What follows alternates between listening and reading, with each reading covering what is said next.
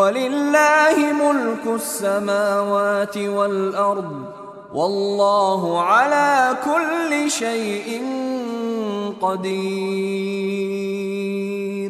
إِنَّ فِي خَلْقِ السَّمَاوَاتِ وَالْأَرْضِ وَاخْتِلَافِ اللَّيْلِ وَالنَّهَارِ لَآيَاتٍ لِأُولِي الْأَلْبَابِ الذين يذكرون الله قياما وقعودا وعلى جنوبهم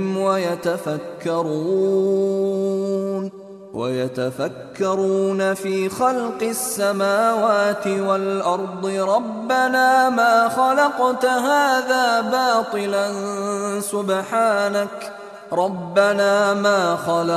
هذا باطلا سبحانك فقنا عذاب النار ربنا إنك من تدخل النار فقد أخزيته وما للظالمين من أنصار.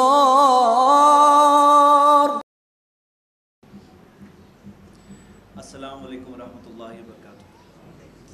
الحمدللہ والصلاۃ والسلام علی رسول اللہ وعلی آلہ وصحبہ اجمعین، اما بعد. قال تعالی فی کلامہ المجید کل نفس ذائقۃ الموت رب اشرح لی صدری ویسر لی امری واحلل عقدۃ من لسانی یفقہوا قولی. میں آپ تمام بھائیوں کا استقبال کرتا ہوں. ہم شروع کر رہے ہیں ہمارا جنازہ ٹریننگ ورکشاپ، اور اس ٹریننگ کے اندر ہم انشاءاللہ جنازے کے متعلق سٹارٹنگ سے لے کر آخر تک قرآن اور حدیث کی رہنمائی میں ہمیں کیا بتایا گیا ہے ہم وہ دیکھیں گے. میرے بھائیوں، یہ جو جنازے کا میٹر ہے اس میں یہ عبادت سے تعلق رکھتا ہے. کیسے کیا چیز کرنی ہے، یہ تمام چیزوں کی رہنمائی ہمیں قرآن و حدیث میں ملتی ہے. اللہ سبحانہ و تعالیٰ نے قرآن میں فرمایا سورہ آل عمران میں سورہ 3 آیت نمبر 185، کل نفس ذائقۃ الموت، ہر نفس کو موت کا ذائقہ چکھنا ہی ہے. موت کسی کو بھی کبھی بھی آ سکتی ہے. کوئی ایڈوانس انٹیمیشن نہیں ہوتا ہے، کچھ بول کر نہیں آتی ہے. بہت سارے لوگ بولتے ہیں نہیں ہمارے گھر میں کوئی ایسا بوڑھا نہیں ہے کہ ہمیں جنازے کا ٹاپک اب اسٹڈی کرنا پڑے. تو بوڑھا ہونا ضروری نہیں. کئی بار بوڑھے لوگ اور بوڑھے ہو جاتے ہیں اور جوان لوگ دنیا سے چلے جاتے ہیں. اس موضوع کی ضرورت کسی کو کبھی بھی پڑ سکتی ہے کہ ہمیں پتہ ہو کہ جنازے کے تعلق سے قرآن و حدیث میں کیا رہنمائی ملتی ہے. اور جیسے کہ عام طور پہ قاعدہ ہے، امام بخاری نے کتاب العلم، صحیح بخاری میں کتاب العلم میں ایک باب قائم کیا ہے، العلم قبل القول والعمل. کچھ بولنے سے اور عمل کرنے سے پہلے علم حاصل کرو. اب جنازے کا میٹر جب کبھی بھی آ جائے تو تبھی عین وقت پہ تھوڑی ٹائم ہوگا کہ جا کے علم حاصل کریں گے، سیکھیں گے. پہلے سے معلوم ہوگا تو ہی صحیح کر پائیں گے. اور میرے بھائیوں، آج ہمارے سوسائٹی اور معاشرے میں علم کی اتنی زیادہ کمی ہے نا کہ اگر آدمی بولے کہ جو سب لوگ کرتے ہیں میں بھی کر لوں گا وہی، تو چانسز ہے کہ وہ کئی ساری غلط چیزیں کرے گا. ہمارے اس موضوع کے اندر 5 سیٹس ہیں جو آج ہم کور کریں گے. یہ ہمارا ایک کورس ہے جنازے کے اوپر، اسلامک انفارمیشن سینٹر اندھیری کی طرف سے. یہ 5 موضوع ہے. اس میں آخری موضوع کہ جنازے کے دوران کون سی بدعتیں ہوتی ہیں. اس میں صرف بدعتوں کی لسٹ دی گئی ہے کہ کیا کیا نئی چیزیں لوگ جنازے کے دوران کرتے ہیں. اور اگر آپ پوری لسٹ دیکھیں گے تو جیسے کہ ہمارے بھائی نے بالکل صحیح بتایا، 100 نہیں، یہ تقریباً 150 کے قریب بدعتیں ہیں. اور 150 بدعتوں میں سے آدمی کم سے کم 15-20 بدعت کرے گا اگر علم نہیں ہے تو. اور ہو سکتا ہے کوئی زیادہ کرے تو اور زیادہ، لیکن منیمم اتنا تو کر لیتے ہیں لوگ اگر علم نہیں ہوتا ہے تو. کیونکہ سب کو دیکھ کے کریں گے اور عوام میں عام طور پہ علم نہیں ہے. اور جب علم نہیں ہے تو لوگوں کو معلوم نہیں ہے. یہ کوئی روزمرہ کی زندگی کی چیز بھی نہیں ہے کہ جس کی روز ضرورت پڑتی ہے. تو ہمارے لیے ضروری ہے کہ ہم صحیح علم حاصل کر لیں. اچھا، اور ایک بات یہ ہوتی ہے کہ جب کسی کا انتقال ہوتا ہے نا تو انسان ہل جاتا ہے اور دل میں نرمی آتی ہے. دل اللہ کی طرف واپس آنا چاہتا ہے، عمل کرنا چاہتا ہے. اور جب عمل کرنا چاہتا ہے اور یہ نہیں جانتا کہ کیا کریں تو ایسے ٹائم پہ بدعت زیادہ کرتا ہے. کیونکہ اگر صرف جذبہ آ گیا، کسی کو فل سپیڈ ڈرائیونگ کرنی ہے اور جانا ہے، لیکن راستہ ہی نہیں معلوم ہے تو رانگ ٹرن بہت لے لے گا. جب سپیڈ زیادہ ہوگی تو زیادہ رانگ ٹرن لے لے گا. تو ہم یہی دیکھتے ہیں کہ یہی ہوتا ہے. ایک تو لوگوں میں عمل کا جذبہ ہی نہیں ہے. اب جب جذبہ آتا ہے اور کرتے ہیں عمل تو بدعتیں کرتے ہیں. اور اللہ کے رسول صلی اللہ علیہ وسلم نے کیا کہا؟ صحیح بخاری کی حدیث ہے، جلد 3 حدیث نمبر 861، من احدث فی امرنا ھذا ما لیس منہ فہو رد. جو اس دین میں کوئی ایسی چیز لائے گا جو ثابت حصے میں سے نہیں ہے، وہ چیز ریجیکٹ ہو جائے گی. اکثر کیا ہوتا ہے نا کہ لوگوں کو لگتا ہے کہ ہمارے فلاں قریبی کا انتقال ہوا ہے، کسی کے والد والدہ کا، کسی کے قریبی رشتہ دار کا. دل چاہتا ہے کہ ہم کچھ ایسا کریں جس سے کہ ان کو کچھ مدد ملے. نیت تو اچھی ہے، لیکن جب اچھی نیت ہو اور اس کے ساتھ میں اگر قرآن و سنت کی رہنمائی نہ ہو تو صرف اچھی نیت کافی نہیں ہوتی ہے. کیونکہ نبی صلی اللہ علیہ وسلم نے یہ نہیں کہا کہ کچھ بھی کرو قبول ہو جائے گا. کہا اگر ایسی چیز کرو گے جو قرآن حدیث میں سے نہیں، وہ چیز ریجیکٹ ہو جائے گی. تو کرے بھی، محنت بھی گئی، ریجیکٹ ہو گئی، ہمیں بھی پریشانی ہو گئی، ہم بھی آخرت میں پھنس گئے، اور ساتھ ساتھ میں وہ انسان جس کو ہم کچھ نفع پہنچانا چاہتے تھے اس کو بھی فائدہ نہیں ہوا. آئیے بنا اور انٹروڈکشن کے ہم سٹارٹ کرتے ہیں. شروعات کہاں سے کریں گے؟ ہم شروعات کرتے ہیں جو آج ہم ایک جیسے سفر دیکھنے والے ہیں، اور سفر ہم دیکھنے والے ہیں میت کے اینگل سے نہیں. ایک وہ سفر بھی ہے جو میت کا ہو رہا ہے کہ جب مر رہا ہے تو کیا ہو رہا ہے، مرتے ٹائم پہ کیا ہوتا ہے، قبر میں پہنچے تو کیا ہوا. وہ سفر ایک الگ کورس ہے. ہم آج باہر والوں کی نظر سے دیکھیں گے. جو مرنے والا تو جا رہا ہے، لیکن جو دیکھنے والا دیکھ رہا ہے، اس کی نظر کے سامنے جو یہاں یہ آخری سفر ہے اس انسان کا، تو وہ سفر میں وہ کیا دیکھ رہا ہے. تو ہم اس اینگل سے دیکھ رہے ہیں. آئیے ہم سٹارٹ کرتے ہیں. سب سے پہلی چیز، موت سے پہلے کا ٹائم. مرنے سے پہلے کا جو ٹائم ہوتا ہے وہ بہت ایک نازک وقت ہوتا ہے.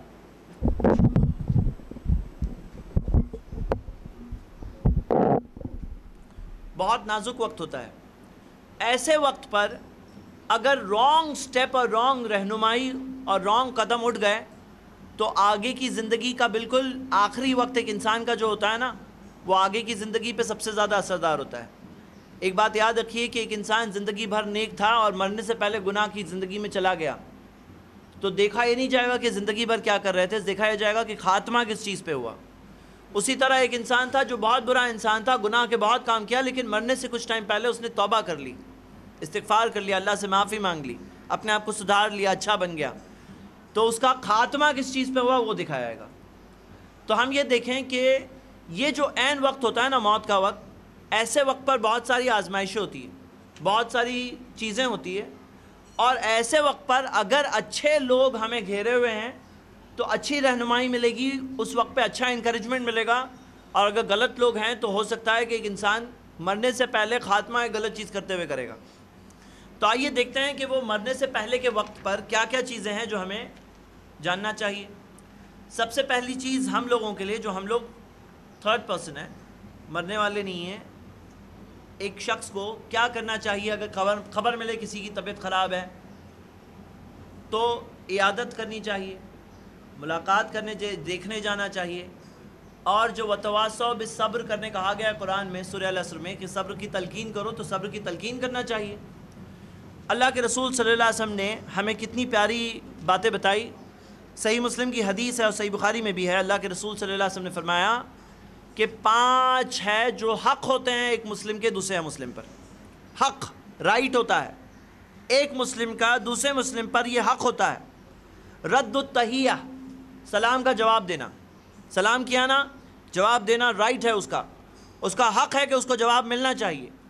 السلام علیکم کہا تو وعلیکم السلام ملنا چاہیے، یہ اس کا حق ہے.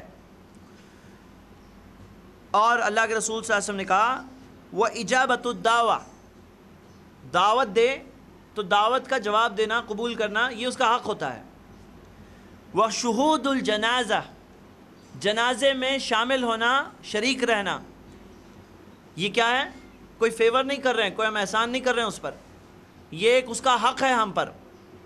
وَإِيَادَةُ الْمَرِيضِ، مریض ہو تو عیادت کرنا، کوئی بیمار ہے تو اس کی عیادت کرنا، دیکھنے جانا، یہ کیا ہے؟ حق ہے. کیوں معلوم ہے؟ انسان کمزور ہوتے ہیں. اب کمزور انسان، قرآن کی آیت ہے سورہ نساء کی آیت نمبر 28، سورہ 4 آیت نمبر 28، خلق الانسان ضعیفا، میں نے انسان کو کمزور بنایا ہے. اللہ تعالیٰ نے انسان کو کمزور بنایا ہے تو اس کمزور انسان کو سپورٹ کرنے کے سسٹم بھی بنایا ہے. انسان رہتے ہیں سوسائٹی میں رہتے ہیں, ایک مسلم کا دوسرے مسلم پہ حق ہوتا ہے کہ اب وہ بیمار پڑا ہے نا, اب جاؤ اسے دیکھنے. کیا کریں گے؟ اچھی باتیں کریں گے, اس کو انکریج کریں گے, اس کی ہمت بڑھائیں گے. تو مریض کی عیادت کرنا وہ تشمیت العاطس اذا حمد اللہ, اگر کوئی چھینک مارے اور الحمدللہ کہے تو یرحمک اللہ کہنا. تو یہ سب کیا ہے؟ حق ہے ایک مسلم کے دوسرے مسلم پر. اب میرے برادرز, یہاں پر سب سے پہلی بات ہم دیکھ رہے ہیں, اور بہت تھوڑا سا فاسٹر سپیڈ میں مجھے جانا ہوگا اگر ہم رات تک دفن کر کے جانا چاہتے ہیں تو, نہیں تو ایسا نہ ہو کہ میت کو دفن ہی نہیں کیا ہم نے, وہاں تک تو پہنچ گئے, ایسا بھی نہیں ہونا چاہیے. تو سب سے پہلی چیز کہ عیادت کرنے جانا, ملنے جانا, اس میں ہمارا کیا فائدہ؟ لوگ بولتے ہیں میرا کیا فائدہ ہے, تو ہمارا بھی بہت سارا فائدہ ہے. اور بہت سارے فائدے میں سے یہ بھی ہے کہ اللہ کے رسول صلی اللہ علیہ وسلم نے فرمایا کہ ان المسلم اذا عاد اخاہ المسلم, جب ایک مسلم اپنے مسلم بھائی کی عیادت کرنے کے لیے جاتا ہے, بیمار ہے دیکھنے جا رہا ہے, لم یزل فی مغرفۃ الجنہ حتی یرجع, وہ جنت کے باغات میں سے ایک باغ میں ہے جب تک واپس نہ آ جائے. یہ جنت کے باغات میں سے ایک باغ والے الفاظ جو ہے روضۃ الجنہ, جو نبی صلی اللہ علیہ وسلم کے گھر اور منبر کے بیچ کی جو جگہ ہے نا مدینہ میں, مسجد نبوی میں, جس پہ کارپیٹ کا کلر بھی وہ لوگ عام طور پہ الگ رکھتے ہیں کچھ بتانے کے لیے, اور جہاں دنیا بھر کی پبلک ٹوٹ پڑی ہوتی ہے, وہاں 2 رکعت نماز اطمینان سے پڑھنے نہیں ملتا ہے. لیکن یہاں پر دیکھیے کہ اللہ کے رسول صلی اللہ علیہ وسلم نے کہا اگر مریض کی عیادت کرنے جا رہے ہو تو اللہ کے رسول صلی اللہ علیہ وسلم نے کہا کہ جنت کے باغات میں سے باغ میں ہو. صحیح مسلم کی حدیث ہے, حدیث نمبر 1464. ایک اور بات مشہور حدیث, اللہ کے نبی صلی اللہ علیہ وسلم نے کہا کہ جب ایک مسلم دوسرے مسلم کی عیادت کرنے جاتا ہے اور صبح میں گیا تو شام تک 70,000 فرشتے اس کے لیے دعا کرتے ہیں, اور شام میں گیا تو صبح تک 70,000 فرشتے دعا کرتے ہیں. کتنی پیاری بات ہے, کتنی پیاری بات ہے کہ 70,000 فرشتے اس کے لیے دعا کریں. اور اللہ اکبر, کتنی پیاری سی چیز ہے. یہاں پہ لوگ دوسروں کو کہتے ہیں بھائی دعا میں یاد رکھنا, پتہ نہیں کتنے لوگ دعا کرتے ہیں. 70,000 فرشتے صبح میں گئے تو شام تک دعا کر رہے تھے اپنے لیے, اور شام میں گئے تو صبح تک. اس میں ایک اور بات ہے, دوپہر میں کوئی گیا تو دوپہر میں آرام کا وقت ہے, وہ نہیں دیا ہوا ہے, تھوڑا آرام کرنے دو مریض کو. صبح اور شام کا ایک پریفریبل ٹائم بھی دکھ رہا ہے یہاں پر. اور ہم دیکھ رہے ہیں کہ یہ مریض کی عیادت کرنے جانا یہ ایک چیز ہے. دوسری چیز ہے وہاں جا کر لوگ کیا کرتے ہیں آپ کو معلوم ہے؟ وہاں جا کر بولتے ہیں ارے کتنا برا ہو گیا تمہارے ساتھ, کیسا ہنستا چلتا پھرتا آدمی, دیکھو کیا حال ہے. اور وہ مریض بیچارہ اس کو بولے ہاں میرے ساتھ تو بہت برا ہوا. یہ تو الٹا کر کے آ گئے. وہاں جا کر کیا کرنا چاہیے معلوم ہے؟ کیا کرنا چاہیے آپ لوگ بتائیے. ہاں, اللہ کے رسول صلی اللہ علیہ وسلم کیا بولتے تھے؟ لا باس طہورا انشاءاللہ, کوئی فکر کی بات نہیں ہے, کوئی پریشانی کی بات نہیں ہے, طہورا انشاءاللہ, اس سے گناہ معاف ہوں گے انشاءاللہ. مطلب کہ سامنے والے کو جا کر یہ نہیں, وہ بیچارہ کی سینس اس کے فیلنگ میں مت ڈالو اسے کہ ارے تمہارے ساتھ تو برا ہوا. کیا برا ہوا؟ کس نے کیا؟ اللہ نے کیا, اللہ نے غلط کیا. اعوذ باللہ, یہ کتنی خراب بات ہے کہ کوئی جا کر بولے. الٹا صبر کی تلقین کرنے کی جگہ بے صبری کی تلقین ہے. ہاں, تو صحیح بات کیا ہے نا, ایسی باتیں نہیں بولنا چاہیے. ہمیں جا کے بولنا چاہیے نہیں اللہ تعالیٰ آپ کو شفا دے, اس کے لیے دعا بھی کرنی چاہیے. اور دعا میں ہمیں اللہ کے رسول صلی اللہ علیہ وسلم نے بہت پیاری پیاری دعائیں سکھائی. جیسے ابو داؤد ترمذی صحیح الجامع میں حدیث ہے کہ من عاد مریضا, جو مریض کی عیادت کرے, لم یحضر اجلہ, جس کا وقت ابھی تک نہیں آیا. کوئی ایسا بھی مریض ہوتا ہے اس کا وقت ابھی تک نہیں آیا ہو. فقال عندہ 7 مرار, 7 بار وہ اس کے پاس کہے, 7 بار, اسأل اللہ العظیم, میں العظیم جو اللہ العظیم ہے اس سے مانگتا ہوں, رب عرش العظیم, جو عرش عظیم کا رب ہے, ان یشفیک, کہ وہ تجھے شفا دے دے. تو اللہ سے دعا کر رہے ہیں 7 بار. تو اللہ کے رسول صلی اللہ علیہ وسلم نے کہا الا عافاہ اللہ من ذلک المرض, اللہ اس مرض سے اس شخص کو شفا دے گا اگر اس کا وقت نہیں آیا ہے تو. تو ہم دیکھتے ہیں کہ کتنی اچھی چیز ہے, کوئی کر سکتا ہے. اسی طرح بخاری کی جو حدیث ہے, اللہم رب الناس اذھب الباس, اے اللہ اے انسانوں کے رب, اذھب الباس, جو یہ پریشانی ہے اس کو تو ہٹا دے, وشفی, وَأَنْتَ شَافِي، شفا دے دے، کیونکہ تو ہی تو شفا دینے والا ہے۔ شفا دینے والا کون ہے؟ ڈاکٹر۔ شفا دینے والا کون ہے؟ اللہ ہے۔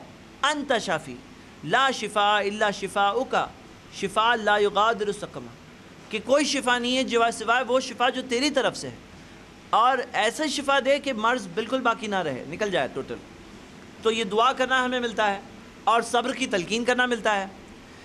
اب اگر مان لیجئے کہ کوئی شخص کہیں پر پہنچتا ہے اور اسے پتہ چلتا ہے کہ فلاں شخص کا آخری وقت آ گیا ہے، اور ہم میں یہاں تو بہت سارے نوجوان دکھ رہے ہیں جنہوں نے اب تک شاید ہی کچھ لوگوں کی موت دکھی ہوگی، لیکن جو لوگوں کا تجربہ ہونے لگتا ہے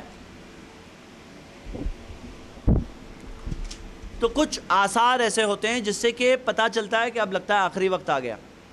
اسی طرح کبھی کبھار ڈاکٹرز بھی بولتے ہیں ابھی تو اوپر والا ہی بچا سکتا ہے۔ صحیح ہے غلط ہے؟ صحیح ہے کہ غلط ہے؟ ہم لوگ وہ لوگ امید ہار جاتے ہیں، بولتے ہیں ابھی اوپر والا ہی بچا سکتا ہے۔ صحیح ہے غلط ہے؟ غلط ہے۔ کیا غلط ہے اس میں؟ ہاں وہ لوگ کیا سمجھتے ہیں کہ پہلے ہم لوگ بچانے والے تھے، ابھی ہم لوگ ہار گئے ہیں تو ابھی تو اوپر والا ہی بچا سکتا ہے۔ حالانکہ پہلے سے آخر تک بچانے والا تو کون ہے؟ اللہ ہی ہے۔ پہلے سے اللہ ہی ہے بچانے والا، اور کوئی تو نہیں ہے۔ اب جیسے مان لیجئے کہ پتہ چلا کہ ان کا آخری وقت چل رہا ہے، اب اس وقت پہ ایک اہم کیا کریں ہم؟ اور میرے بھائیوں آپ کو یہ بات بتاتا ہوں کہ اللہ کے رسول صلی اللہ علیہ وسلم نے کہا عود المریض واتبع الجنازہ تذکرکم الآخرہ، مریض کی عیادت کرو، جنازے کے پیچھے چلو، آخرت کی یاد آ جائے گی۔ آخرت کو لوگ جو بھول جاتے ہیں نا، ہمارا جو حق، جو ایک بھائی کا حق ہے نا، وہ حق ادا کرتے کرتے کیا ہوتا ہے، 5 میں سے 2 حق ایسے ہیں جس سے تذکرکم الآخرہ، آخرت کی یاد آئے گی۔ اور آخرت کی یاد یہ کیا ہے؟ بہت اہم ہے۔ دنیا میں بھول جانے والے لوگ بہت سارے ہیں، دنیا میں بہت سارے ایسے لوگ ہیں جو سمجھتے دنیا ہی سب کچھ ہے، اور آخر میں جب جائیں گے تو پتہ چلے گا کچھ نہیں لے کے گئے یہاں سے۔ سمجھدار انسان وہ ہے جو اپنے زندگی کے مقصد کو سامنے رکھے۔ تو موت کی یاد ہوتی ہے۔ اب 3rd پوائنٹ ہمارا، پہلا پوائنٹ یہ تھا کہ عیادت کریں، نمبر 2 دعا کریں اس کے لیے، اس کے اندر ہی ہم نے دیکھا صبر کی تلقین بھی کریں، اور نمبر 3 ہم دیکھ رہے ہیں کہ ایک اور چیز یہ کریں کہ کلمہ پڑھنے کی تلقین کریں، لا الہ الا اللہ۔ اللہ کے رسول صلی اللہ علیہ وسلم نے فرمایا من کان آخر کلامہ لا الہ الا اللہ دخل الجنہ، جس کا آخری کلام، آخری الفاظ لا الہ الا اللہ ہے، وہ جنت میں جائے گا۔ یہ حدیث ہمیں ابو داؤد میں ملتی ہے صحیح سند سے۔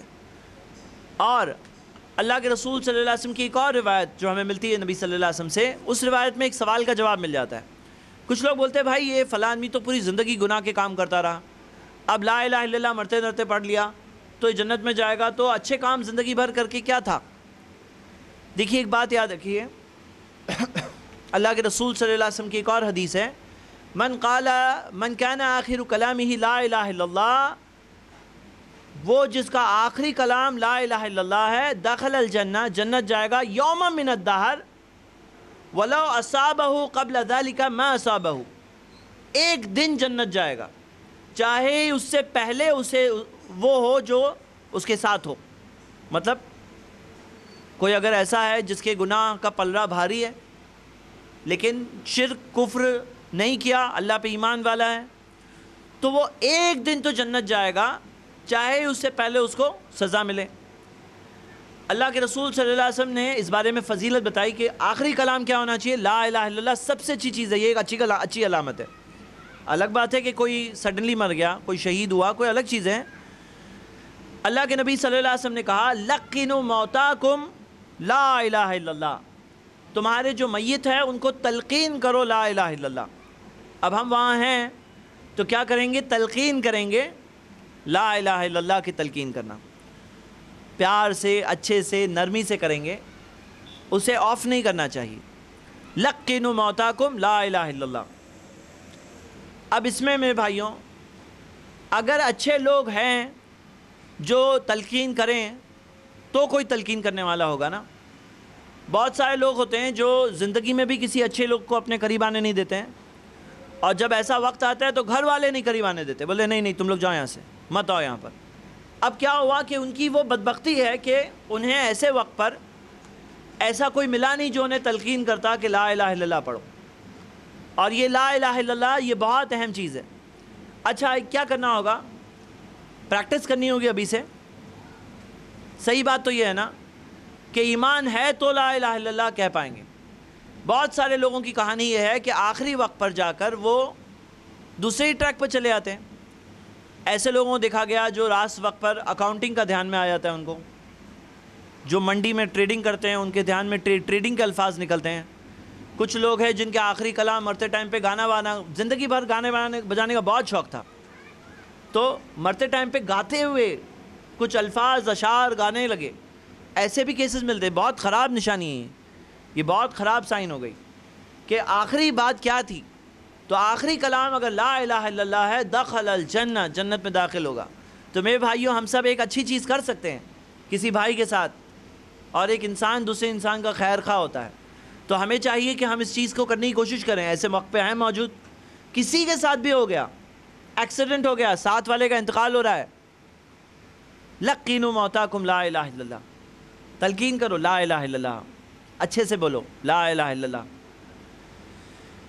اس میں ہم یہ دیکھتے ہیں ابھی کہ مان لو کہ کوئی غیر مسلم ہے، اب غیر مسلم کے موت کا وقت آ گیا، کیا اس وقت پہ ہم اس سے بات کر سکتے ہیں یا نہیں کرنا چاہیے؟ موت کے وقت پر اگر کوئی اسلام قبول کر لے تو ایکسیپٹ ہوگا نہیں ہوگا؟ ہوگا نہیں ہوگا؟ موت کے ٹائم پہ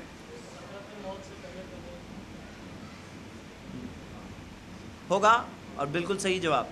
جب موت کے سکرات، اللہ کے رسول صلی اللہ علیہ وسلم نے کہا کہ توبہ تب تک ہے ما لم یغرغر، جب تک جان نکل رہی نہیں ہے۔ جان نکلنے سے پہلے تک بھی کوئی کلمہ پڑھ لینا الحمدللہ اچھی چیز ہے، جان نکلنے سے پہلے تک، لاسٹ ٹائم یہی ہے۔ اور صحیح بات تو یہ ہے کہ اللہ کے رسول صلی اللہ علیہ وسلم سے ثابت ہے، دو واقعات ہمیں ملتے ہیں نبی صلی اللہ علیہ وسلم کی زندگی میں، ان میں سے ایک ایسا ہے کہ جس کے اندر ایک یہودی لڑکا تھا جو نبی صلی اللہ علیہ وسلم کی خدمت کیا کرتا تھا اور خادم تھا۔ اللہ کے رسول صلی اللہ علیہ وسلم کو خبر ملی کہ اس کا آخری وقت آ گیا ہے۔ نبی صلی اللہ علیہ وسلم گئے اس کے پاس اور کہا اسلم، اسلام لے آؤ، اور وہ اپنے والد کی طرف دیکھنے لگا۔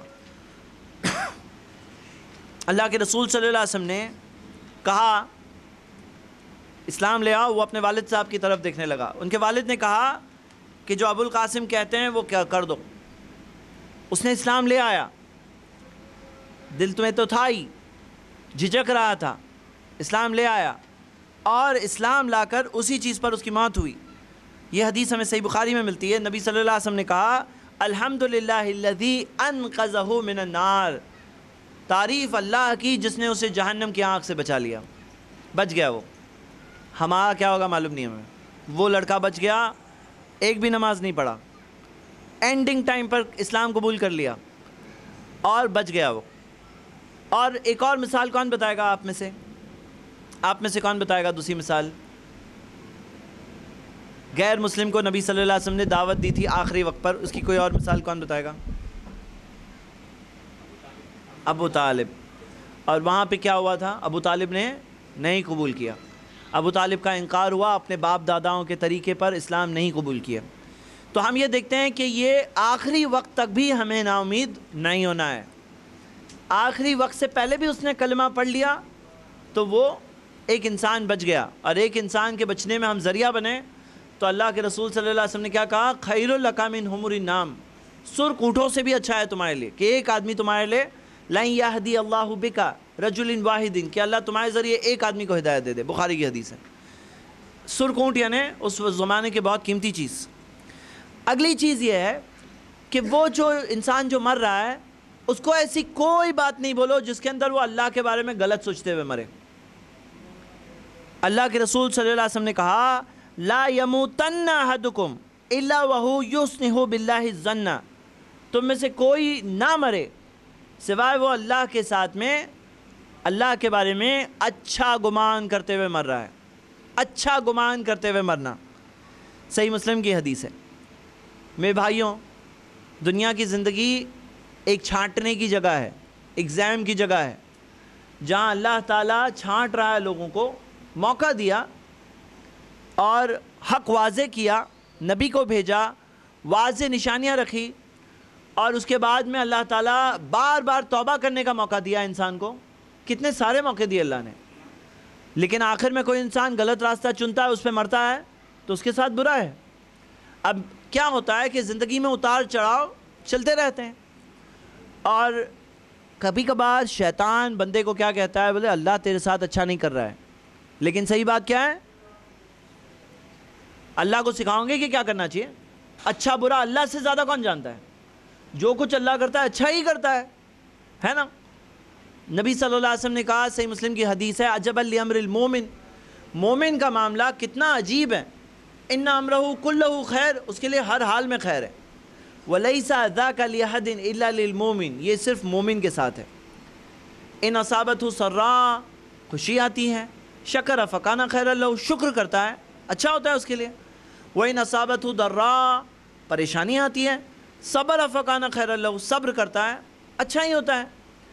لوگوں کا کیا معاملہ ہے؟ خوشی آتی ہے گھمنڈ کرتے ہیں، پریشانی آتی ہے کفر کرتے ہیں، بولتے ہیں اللہ نے میرے ساتھ اچھا نہیں کیا. اعوذ باللہ، ایسے الفاظ اور ایسے گمان اگر کوئی کرتا ہے تو اس کے ساتھ ویسا ہی اللہ کرے گا جیسا کہ وہ سوچتا ہے. تو اللہ تعالیٰ بندے کے ساتھ ویسا معاملہ کرتا ہے جیسے بندہ اللہ کے بارے میں گمان کرتا ہے. اور میرے بھائیوں، اللہ کے بارے میں اچھا سوچنے کی عادت ڈالو، ہر حال میں اللہ کے بارے میں اچھا ہی سوچنا ہے. اللہ کے رسول صلی اللہ علیہ وسلم نے ہمیں یہی بات بتائی. اور یہ بہت عجیب سی بات ہے. بھائی کوئی بولے میرا ہاتھ ٹوٹ گیا، اچھا ہوا. کسی کا فریکچر ہو گیا، اچھا ہوا اس کے ساتھ، ہاں عجیب معاملہ ہے. عجبا لامر المومن، یہی تو عجیب معاملہ ہے. ہر حال میں خیر ہے. پریشانی آئی صبر کر رہا ہے، گناہ معاف ہو رہے ہیں. کل قیامت میں گئے تو یہ گناہ اس کو پریشان کر سکتے تھے، یہ گناہ اسے جہنم میں پہنچا سکتے تھے، اب وہ معاف ہو گئے. تو ہم دیکھتے ہیں یہ بہت اہم بات ہے کہ اللہ کے بارے میں اچھا گمان کرنا. اور جو مرنے والا ہے وہ گناہ مرنے سے پہلے توبہ کر لے. توبوا الی اللہ توبۃ نصوحا، اللہ کے پاس سنسیئر توبہ کر لو. نقلی توبہ بہت ہوتی ہے ہمارے یہاں، صرف گال توبہ، لیکن اصلی توبہ، سنسیئر توبہ، الندم التوبہ، غم ہی تو توبہ ہے. توبہ کیسی ہوتی ہے نا، کوئی گناہ کیے، گناہ کے تعلق سے بہت شرمندگی، ندامت، غم ہو، وہ غم ہی تو توبہ ہوتا ہے. اور اللہ سے التوبۃ من الذنب الندم والاستغفار، گناہوں سے توبہ مانگنا ہے، معافی اور غم کے ساتھ. آگے ہم یہ دیکھتے ہیں، اب مرنے کا ٹائم ہے، کسی کا کیا کیا چیزیں امپورٹنٹ ہے. اب اگلی بات یہ، کسی کا حق تو باقی نہیں ہے. اور ہم سب صرف دوسروں کے بارے میں نہ سوچیں، خود کے بارے میں بھی سوچیں. کبھی موت کا وقت آ رہا ہے، کلمہ پڑھنا ہے، ہاں، اور کیا کرنا ہے؟ موت کا وقت آ رہا ہے تو کیا کرنا ہے؟ اب سوچو کسی کا حق باقی ہے. کیونکہ اگر کسی کا حق باقی ہے اور مرنے سے پہلے مرنے والا بول دیتا ہے، بولتا ہے کہ دیکھو میں فلاں کا وہ رائٹ باقی ہے، دے دینا. اب کیا ہوا؟ وہ شخص کا اگر پیمنٹ دنیا میں نہیں ہوا تو کیا ہوگا؟ آخرت میں پیمنٹ ہونے والا ہے. اور آخرت میں پیمنٹ کتنے روپے میں، کیسے سیٹلمنٹ ہوگا؟ ایکسچینج ریٹ کیا ہے آخرت میں؟ نیکیوں میں پیمنٹ کرنا پڑے گا. وہاں پہ روپیز اور ڈالر کرنسی نہیں چلتی ہے. وہاں پہ نیکی کیا ہے تمہارے پاس؟ بھئی فلاں روپے کے تم نے 500 روپے بورو کیے تو اس کے بولے تھے میں دوں گا، پھر دینا بھول گئے. اور فلاں کا تم نے فلاں چیز لیے تھے اور بولے تھے میں دوں گا اور دینا بھول گئے. اب کیا رائٹس ہے؟ یاد کرو، اس کو اسپیسیفائی کرو، بول دو کہ دیکھو فلاں فلاں کی یہ باقی ہے. اور قرض کا معاملہ اتنا شدید ہے کہ آپ کو معلوم ہے مومن کا معاملہ بھی معلق رہتا ہے، ہینگنگ رہتا ہے بدین، اس کے دین کی وجہ سے، اس کا قرض کی وجہ سے. یہاں تک کہ اللہ کے رسول صلی اللہ علیہ وسلم کی حدیث ہے، نبی صلی اللہ علیہ وسلم نے کہا نفس المومنی معلقۃ بدینہ حتی یقضی عنہ، کہ مومن کا معاملہ ہینگنگ رہتا ہے اس کے قرض کی وجہ سے، یہاں تک کہ اس کا قرض ادا نہ کیا جائے. یعنی سامنے والے کو جس کو بولے تھے میرا یہ دے دینا، جب تک وہ دے نہیں دیتا ہے، ابھی اس کو بولے تھے مرنے سے پہلے کہ میرا فلاں فلاں قرض باقی تم دے دینا. بچے کو بولا تھا، لیکن بچے کو لگا 6 مہینے لگے پیمنٹ کرنے میں، کیونکہ ابھی تو جا چکے اب دنیا سے. اب 6 مہینے لگے تو 6 مہینے تک اس کا میٹر ہینگنگ ہی رکھا گیا. اس کا میٹر ہینگنگ کا مطلب اس کا جو پریشانی میں ہے، وہ تکلیف میں ہے، اسی معاملے میں وہ رہا آخرت میں. جو قبر کا جو معاملہ ہے، اور اللہ کے رسول صلی اللہ علیہ وسلم نے قبر کے تعلق سے بہت ساری ڈیٹیلز بتائی، غیب کے معاملات میں سے ہے. ہمیں معلوم ہے کہ وہ آدمی ڈیفیکلٹی میں ہے. کون آدمی ڈیفیکلٹی میں ہے؟ جس کا قرض ادا نہیں ہوتا. اسی وجہ سے اگر کبھی ذمہ داری بنائی جائے نا، کہ ذمہ دار بنایا جائے، کوئی انتقال ہونے سے پہلے بول رہا ہے کہ میری فلاں چیز باقی ہے تم کر دینا، تو یہ چیز پہلے کر دینا چاہیے. یہاں تک کہ علماء کہتے ہیں کہ دفن کریں اس سے پہلے ہی کر دو، اتنا فاسٹ کرو. جنازے کی نماز سے پہلے کر دو، اتنا فاسٹ کرو. کیونکہ اللہ کے رسول صلی اللہ علیہ وسلم جنازے کی نماز کے ٹائم پہ پوچھا کرتے تھے کہ کیا یہ آدمی قرض میں ہے؟ اور اگر بتایا جاتا کہ ہاں یہ آدمی قرض میں ہے، تو اللہ کے رسول صلی اللہ علیہ وسلم پوچھتے کہ اس قرض ادا کرنے کے لیے کچھ ہے؟ قرض ادا کرنے کے لیے ہوتا تو اس میں سے سیٹل ہو جائے گا. لیکن اگر نہیں ہے تو نبی صلی اللہ علیہ وسلم کہتے ہیں صلو علی صاحبکم، تمہارے ساتھی کی نماز تم ہی پڑھاؤ. امیجن کر سکتے ہیں آپ، محمد صلی اللہ علیہ وسلم ہیں اور جنازے کی نماز نہیں پڑھا رہے ہیں، کہہ رہے ہیں تم لوگ پڑھاؤ. یعنی کہ بیسٹ انسان نہیں پڑھا رہا ہے. کیوں؟ کیونکہ وہ آدمی قرض میں ہے. بعد میں ایسا ہوا کہ جب اسلامک اسٹیٹ مضبوط ہوا، بیت المال میں پیسے ہوتے تھے، تو اللہ کے رسول صلی اللہ علیہ وسلم پھر خود ادا کرتے تھے قرض. لیکن قرض کا معاملہ بہت سیویئر ہے. اور آج کیا ہو گیا معلوم ہے آپ کو؟ آج ہر مہینے آپ کو 2-4 کال آ جائیں گے کہ آپ کو لون مل رہا ہے، فری لون. یہ اور حقیقت میں یہ سودی لون ہوتے ہیں. سود کا کام تو کرنا حرام ہی ہے. یہاں پہ ہم انٹرسٹ فری لون کی بات کر رہے ہیں. قرض بغیر سود والا جو قرض ہے نا، وہ قرض کے لے کر اگر آدمی مرتا ہے تو یہ پرابلم ہے. اسی وجہ سے جتنی چادر ہے اتنا پاؤں پھیلاؤ، اتنی لمٹ میں رہو. یہی سب سے بیسٹ تھنکنگ ہے. کنٹینٹمنٹ آدمی کا جو ہے الحمدللہ. تو یہ بہت اہم چیز ہے. اور قرض کے بارے میں ایک اور حدیث اللہ کے رسول صلی اللہ علیہ وسلم نے جو بتایا، من اخذ اموال الناس یرید اداها، جو لوگوں کا مال لیتا ہے ادا کرنے کی نیت ہوتی ہے، تو ادہ اللہ عنہ، اللہ اس کی طرف سے ادا کرتا ہے. ومن اخذها یرید اتلافها اتلفہ اللہ تعالی، کہ اگر کوئی لیتا ہے لیکن دینے کا ارادہ ہی نہیں ہے اس کا، تو اللہ کے نبی صلی اللہ علیہ وسلم نے کہا اللہ اس شخص کو ضائع کر دے گا. تمہارا ضائع کرنے کا ارادہ تھا تو اللہ اس شخص کو ضائع کر دے گا. یہ حدیث ہمیں ملتی ہے صحیح الجامع اور ترمذی کے اندر، اور یہ حدیث بخاری کی ہے ایکچولی، 2387. تو ہم یہ دیکھ رہے ہیں کہ قرض کا معاملہ، مر رہے ہیں تو کیا کیا پوائنٹس آ رہے ہیں. دیکھیے یہ بہت امپورٹنٹ ہے. کسی کا انتقال ہو رہا ہے، پہلا پوائنٹ کیا تھا؟ چلیے عیادت کرنا. اچھا چلیے عین وقت کے بارے میں بات کرتے ہیں. پہلا پوائنٹ کیا ہے؟ لقنوا موتاکم لا الہ الا اللہ، لا الہ الا اللہ کی تلقین کرنا. غیر مسلم بھی ہو، اگر دوست ہے، اسکول کالج پڑوسی وغیرہ، آخری وقت تک بھی ٹرائی کرو. نمبر 3، مرنا ہے تو اچھا گمان لے کر مرنا ہے. اسی وجہ سے آس پاس والوں کو اچھی باتیں بولنا چاہیے. نمبر 4، توبہ کرنا، اللہ سے معافی مانگنا. نمبر 5، قرض ادا کرنا. نمبر 6، کہ کیا کوئی ایسی چیز ہے جس کی وصیت کرنا ضروری ہے. وصیت کا معاملہ کیا ہوتا ہے کہ کچھ چیزیں ہوتی ہیں جو مان لو کہ مثال کے طور پہ کوئی شخص ٹرسٹی ہے، کوئی جگہ کا ٹرسٹی ہے، اس کے پاس کچھ چیز ٹرسٹ کی ہے، کوئی وصیت ہے. کبھی کبھار ایسا ہوتا ہے کہ کوئی چیز نیسیسٹی ہو جاتی ہے. جیسے مثال کے طور پہ ہمارے جو بردرز رہتے ہیں اس کے اندر دوسری کنٹریز میں، یوروپ وغیرہ میں، اب وہاں یونیفارم سول کوڈ ہوتا ہے. اگر مرنے کے سے پہلے اگر اپنا وصیت بنا کر نہیں جائیں گے، اپنا ول بنا کر نہیں جائیں گے، تو وہ لوگ اپنے لاء کے حساب سے پراپرٹی کو ڈسٹریبیوٹ کر دیں گے. ہمارے پاس ہمارا اسلامک لاء ہے. اسلام میں اللہ تعالیٰ نے بتایا کہ بیٹے کا اتنا شیئر، بیٹی کا اتنا شیئر، فلاں کا اتنا شیئر. تو ابھی ایسا ول بنانا پڑے گا کہ میری وصیت، میرا جو پراپرٹی ہے وہ فلاں اسلامک ریشیو میں ہی ڈسٹریبیوٹ ہونی چاہیے. ایسا ول بنانا پڑے گا. اللہ کے رسول صلی اللہ علیہ وسلم کی حدیث ہے، یہ ہمارے یہاں اب تک الحمدللہ پھر بھی مسلم پرسنل لاء ہے. پھر بھی اگر کوئی شخص جانتا ہے کہ میرے حالات ایسے ہیں کہ فلاں آدمی شاید میری پراپرٹی کچھ کھائے گا، دوسرے وارثوں کو حق نہیں دے گا، تو اسے چاہیے کہ وہ وصیت بنا لے. اللہ کے نبی صلی اللہ علیہ وسلم نے کہا کہ جو مسلم کے اوپر کوئی چیز ہے جس کی وصیت اسے کرنا چاہیے، تو اللہ کے رسول صلی اللہ علیہ وسلم نے کہا اسے 1 رات نہیں گزارنا چاہیے یا 2 رات بھی نہیں گزارنا چاہیے کہ لیست و وصیت مکتوبۃ عندہ، کہ اس کے پاس ریٹن وصیت اس کے پاس ہونی چاہیے. مطلب اگر کوئی ایسی چیز ہے جو وصیت کرنا نیسیسری ہے تو وصیت بنانا چاہیے. اب عین مرتے ٹائم پہ جان جا رہی ہے تو وصیت بنانے کا بہت زیادہ موقع شاید نہیں ہوگا، لیکن کم سے کم بول دیں گے. اور اس سے بیٹر ہے کہ اگر ہم میں سے جن کے پاس کوئی ایسی چیز ہے جس کی وصیت ہونی چاہیے وصیت بنائیں گے۔ اچھا نارمل ول جو ہے کہ جیسے مان لیجئے کہ پراپرٹی ہے، اسلامک شریعہ کے حساب سے تقسیم ہوگی، لیکن اسلامک شریعہ نے ایک رائٹ دیا ہے کہ 1/3 پراپرٹی آدمی غیر وارثوں کو دے سکتا ہے، وارثوں کو نہیں دے سکتا۔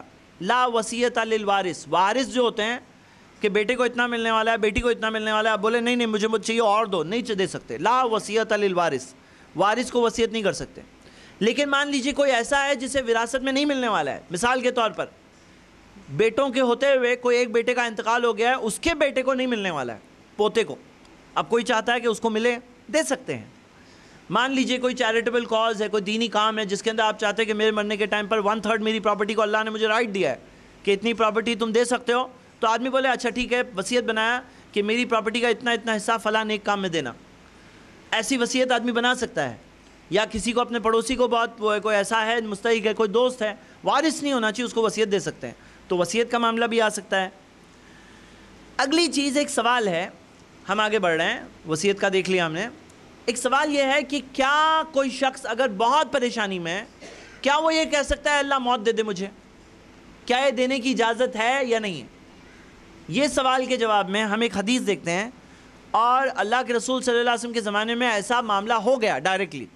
نبی صلی اللہ علیہ وسلم کے خود چچا عباس رضی اللہ عنہ بہت شدید بیمار تھے اور شدید بیماری میں تھے، اور وہ ٹائم پر نبی صلی اللہ علیہ وسلم نے دیکھا کہ وہ موت کی دعا کر رہے تھے، تو اللہ کے رسول صلی اللہ علیہ وسلم نے ان کو روکا، یا عباس عم رسول اللہ، اے عباس، نبی صلی اللہ علیہ وسلم محمد صلی اللہ علیہ وسلم کے چچا، لا تتمنى الموت، موت کی تمنا مت کرنا، مت کرنا، فَإِن كُنْتَ مُحْسِنًا تَزْدَادُ إِحْسَانًا إِلَىٰ إِحْسَانِكَ، کیونکہ اگر آپ اچھے ہو تو اور نیکی کرنے کا موقع ملے گا، اگر اچھے ہو، بہت نیکی کی ہو، اور نیکی کرنے کا موقع ملے گا۔ اور اللہ کے رسول صلی اللہ علیہ وسلم نے کہا وَإِن كُنْتَ مُسِيئًا، اگر برے ہو، برے کام کرنے والے آدمی ہو اگر کوئی شخص، وَإِن تُؤَخَّرْ تَسْتَعْتِبْ خَيْرٌ لَكَ، اور اگر ٹائم ملتا ہے توبہ کرنے کا موقع ملے گا، یہ اچھا ہوگا تمہارے لیے۔ فَلَا تَتَمَنَّ الْمَوْتِ، اسی وجہ سے موت کی تمنا مت کرنا۔ ہمارے لیے بھی ہے کہ آدمی کہے کہ موت آ جائے، یہ تم اس لیے کہہ رہے ہو کیونکہ دنیا کو سب کچھ سمجھتے ہو۔ جو شخص کو صرف دنیا دکھتی ہے نا، وہ شخص کو ایسا لگتا ہے پریشانی آ گئی نا تو موت آ جائے تو اچھا۔ لیکن صحیح بات کیا ہے نا کہ اللہ تعالیٰ برا نہیں کرتا ہے بندوں کے ساتھ، کبھی آزمائش بھی آتی ہے لیکن گناہ معاف ہوتے ہیں صبر کریں گے تو نبی صلی اللہ علیہ وسلم نے کہا موت کی تمنا مت کرو، نیک ہو تو اور نیکی کرنے کا موقع ملے گا، گنہگار ہو تو توبہ کرنے کا موقع ملے گا، زندہ ہے تو توبہ کریں گے نا۔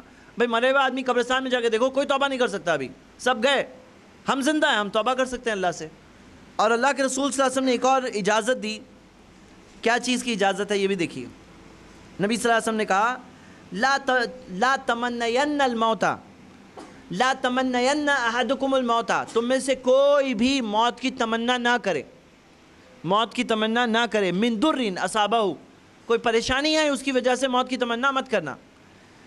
فَإِن كَانَ لَا بُدَّ فَاعِلًا، اگر کرنا ہی ہے فَلْيَقُلْ، تو یہ کہنا اللہم احیی ما كانت الحیات خیر لی، اے اللہ مجھے احیینی، زندگی دے، ما كانت الحیات خیر لی، تب تک جب تک زندگی اچھی ہے، وَتَوَفَّنِی اِذَا كَانَتِ الْمَمَاتُ خَيْرًا لِی، اور مجھے موت دے دے جب موت اچھی ہے، جب تک زندگی اچھی ہے تب تک مجھے زندگی دے، اور جب موت اچھی ہو تو موت دے دینا۔ اللہ جانتا ہے، ہم نہیں جانتے، فائنلی تو وہی بات ہے کہ موت اچھی ہے تب موت دینا، اللہ تو اچھا ہی کرتا ہے، تو ہم اللہ تعالیٰ سے کہہ رہے ہیں اللہ جب تک زندگی اچھی تب تک زندگی دے، اور جب موت اچھی ہو تو موت دے دینا۔ تو یہ میکزیمم یہ دعا کرنے کی اجازت ہے، اور اس حدیث سے ہمیں پتہ چلا، بخاری کی حدیث ہے۔ آگے بڑھتے ہیں کہ موت کے ٹائم پر اور کیا چیزیں ہمیں ملتی ہے۔ ہم نے ساری باتیں دیکھ لی، اب ایک امپورٹنٹ چیز، کچھ لوگوں میں یہ ایک چیز رائج ہے کہ کسی کے موت کا وقت آتا ہے نا تو اس کی کھاٹ یا بستر، میٹرس وغیرہ کو اٹھا کر کے لوگ تھوڑا قبلہ رخ کرنے لگتے ہیں کہ اس کا چہرہ قبلہ رخ ہو جائے، اور یہ چیز لوگوں میں رائج ہے۔ اب اس بارے میں ایکچولی دیکھتے ہیں تو کوئی حدیث نہیں ملتی، کوئی حدیث نہیں ملتی ہے۔ ایک حدیث سے استدلال کرتے ہیں لوگ، ایک حدیث ہے جس کے اندر آتا ہے، بخاری کی حدیث ہے کہ اللہ کے رسول صلی اللہ علیہ وسلم نے کہا کہ واستحلال البیت واستحلال البیت الحرام، کہ بیت الحرام جو ہے اس کی حرمت کو کوئی چھوڑ دے یہ بہت بڑا گناہ ہے، اس کی حرمت کو چھوڑ دے، مطلب اس کے سٹیٹس کو کوئی چھوڑ دے۔ قبلتکم احیاء و امواتا، جو تمہارا قبلہ ہے احیاء و امواتا، زندہ تھے تب بھی مرے تب بھی۔ اب یہاں پہ جو یہ امواتن جو آیا، مرے تب بھی قبلہ تمہارا کیا ہے؟ مسجد حرام ہے، بیت اللہ ہے۔ اب یہ اس چیز سے استدلال کیا ہے کہ مرے ہوئے آدمی کا ہر وقت چہرہ قبلہ رخ ہونا چاہیے، لیکن یہ بات صحیح نہیں ہے۔ کیوں؟ کیونکہ جب دفن کرتے ہیں وہ ٹائم پہ تو ثابت ہے کہ چہرہ قبلہ رخ ہونا چاہیے، دفن کرتے ٹائم پہ اجماع امت کا اس موضوع پر، لیکن باقی جو وقت ہے مرتے ٹائم پر تبھی قبلہ رخ ہونا ہے، اس کی دلیل نہیں ملتی۔ جیسے مثال کے طور پہ ہمارا قبلہ کیا ہے؟ کعبہ ہے نا، لیکن ہر ٹائم تھوڑی ہم قبلہ رخ ہوتے ہیں، نماز میں ہوتے تب ہوتے ہیں نا۔ تو اب جو مردہ ہے شخص، اس کا بھی قبلہ کیا ہے؟ مسجد حرام ہی ہے، کعبۃ اللہ ہی ہے، لیکن ہر ٹائم کہاں دیا ہے؟ ہر ٹائم کی دلیل چاہیے۔ دیکھیے کیا ہے نا، ایک بات آپ کو میں اصولاً سمجھا دیتا ہوں، یہ دین کا معاملہ ہے، اس میں عبادت میں ہر ایک سٹیپ پہ صرف ایک بات آپ کو سننے ملے گی، اس کی دلیل کہاں ہے؟ اس کی دلیل نہیں ہے، اس کی دلیل نہیں ہے، دلیل ہو تو ثابت، دلیل نہیں ہے تو نہیں ثابت۔ تو جیسے سعید ابن مسیب تابعی ہے اور کبار تابعین میں سے، یعنی وہ انہوں نے بہت سارے صحابہ سے پڑھے، ابو ہریرہ رضی اللہ عنہ کے بھی شاگرد ہے، ان کے بارے میں تو آتا ہے کہ ان کا جب موت کا وقت تھا، اور اللہ اکبر، ان کے جذبے کو دیکھ کر اتباع کا جذبہ دیکھیے ان کا، موت کا وقت تھا اور بے ہوش ہو گئے وہ، جب ہوش آیا تو کسی نے ان کا بستر اٹھا کر کے قبلہ رخ کر دیا تھا تاکہ ان کا چہرہ قبلہ رخ ہو جائے۔ تو انہوں نے ہوش آیا، دیکھیں کس نے حکم دیا یہ؟ ہاں، کہا واپس ٹرن کرو، جہاں پڑا تھا واپس رکھو۔ کیوں؟ کیونکہ ثابت نہیں ہے مسئلہ۔ اب یہ نہیں سوچ رہے ابھی تو میں مر رہا ہوں، نہیں، مرتے ٹائم تک کوئی بدعت کرے نہیں چلے گا۔ شیخ البانی نے اس چیز کو بدعتوں کی لسٹ میں دیا ہے اپنی کتاب احکام الجنائز میں، کہ قبلہ رخ کرنا۔ اینی وے، ایک اور چیز ہے جو لوگوں میں بہت فیمس ہے۔ کیا فیمس ہے بتائیے؟ موت کے ٹائم پر کیا فیمس ہے؟ ہاں، یاسین پڑھنا۔ بولے روح نہیں نکل رہی تو یاسین پڑھو تو روح نکل جاتی ہے، آسانی ہوتی ہے۔ ایکچول بات کیا ہے نا کہ اس کے متعلق کوئی بھی صحیح حدیث موجود نہیں ہے۔ یاسین کی یہ فضیلت جو ہے لوگ بتاتے ہیں نا کہ مرتے ٹائم پہ پڑھو تو جان آسانی سے نکلتی ہے، دیکھو کیسا ہے نا کہ یہ دین اور عبادت کا معاملہ ہے۔ اگر کوئی شخص کہتا ہے نہیں نکلتی ہے تو آپ کو کہاں سے معلوم پڑا؟ صحیح بات تو یہ ہے نا کہ تجربہ دلیل نہیں بنتی ہے۔ کوئی بولے نہیں میں نے دیکھا ہوں تجربہ کر کے، کہ تجربہ کیا کہ یاسین پڑھے تو اس کی روح آسانی سے نکل گئی، یہ آپ کو کیسے معلوم ہے؟ دنیا میں تو غلط تجربے بھی ہوتے ہیں نا، دنیا میں غلط تجربے بھی ہوتے ہیں۔ کوئی شخص جا کے گنیش سے مانگا، مل گیا، اب اس کو تجربے سے کیا معلوم پڑا؟ تو دنیا آزمائش کی جگہ ہے نا، یہاں تجربہ دلیل نہیں بن سکتا، یہاں پہ دلیل چاہیے قرآن و حدیث، قرآن حدیث سے چاہیے، اور ایکچولی قرآن حدیث میں نہیں ہے۔ اب یہاں کیسا ہو جاتا ہے نا کہ کبھی کبھار کوئی مرتا ہوا آدمی خود بولتا ہے میرے لیے یاسین پڑھو، تبھی تھوڑا سا ڈیفیکلٹ سچویشن ہو جاتی ہے۔ صحیح بات تو یہ ہے نا کہ کوئی بھی نیک کام وہ ٹائم پر کرنے میں کوئی حرج نہیں ہے، قرآن بھی کوئی پڑھے تو بھی کوئی حرج نہیں ہے نیک کام کے طور پر۔ خاص نیت کرے کہ یاسین سے فائدہ ہوگا، وہ خاص نیت سے کرنا غلط ہے۔ اب دیکھیے آدمی سچویشن دیکھ کر کیسے بیسٹ ہینڈل کرتا ہے، وہ چیز بہت ضروری ہے۔ ایک اور چیز، اس ٹائم پر اللہ کے رسول صلی اللہ علیہ وسلم نے کہا کہ جب تم مرتے ہوئے شخص کے پاس ہو تو فَلْيَقُلْ خَيْرًا، اچھی باتیں کرو، کیونکہ فَإِنَّ الْمَلَائِكَةَ يُؤَمِّنُونَ عَلَى مَا تَقُولُونَ، کیونکہ جو تم بولتے ہو اس پر فرشتے آمین بولتے ہیں۔ مطلب کہ اب آدمی کچھ اچھا بولے تو فرشتے آمین کہیں گے، اور غلط بولے تو بھی آمین کہیں گے۔ اب بہت سارے لوگ جو ہوتے ہیں نا، جب کسی کو مرتے دیکھتے ہیں نا تو خاص طور سے عورتوں کا ایسا ہوتا ہے کہ ان سے برداشت نہیں ہوتا۔ اللہ کا فیصلہ ہے، راضی رہنا چاہیے، جو اللہ نے کیا اچھا ہی کرتا ہے بندوں کے ساتھ، اللہ برا تھوڑی کرتا ہے۔ تو اب یہاں پہ اس وقت پہ بہت ساری جو مرتے ٹائم پر ارے میں تو برباد ہو گئی، ارے برباد ہو گئی، فرشتے بول رہے ہیں آمین۔ تو کیا بولنا چاہیے؟ صرف اچھی باتیں بولنا چاہیے، اچھی باتیں بولنا چاہیے۔ کوئی اگر غلط باتیں بول رہا ہے نا اس کو روکنا چاہیے۔ ٹھیک ہے، اب ہم نے یہ دیکھ لیا کہ مرنے سے پہلے کیا، جس پہلے تک یہ تمام باتیں آ گئی. یہاں تک مختصر میں کسی کو کچھ پوچھنا ہے پوچھ لیجئے، نہیں تو ہم آگے بڑھتے ہیں.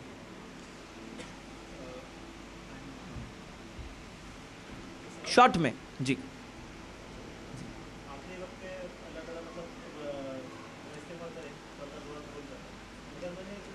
ہر وقت پہ قبول کرتا ہے، آخری تک، صرف آخری میں نہیں. اچھا یعنی موجود لوگوں کی بات کر رہے ہیں آپ؟ ہاں موجود لوگوں کی جی.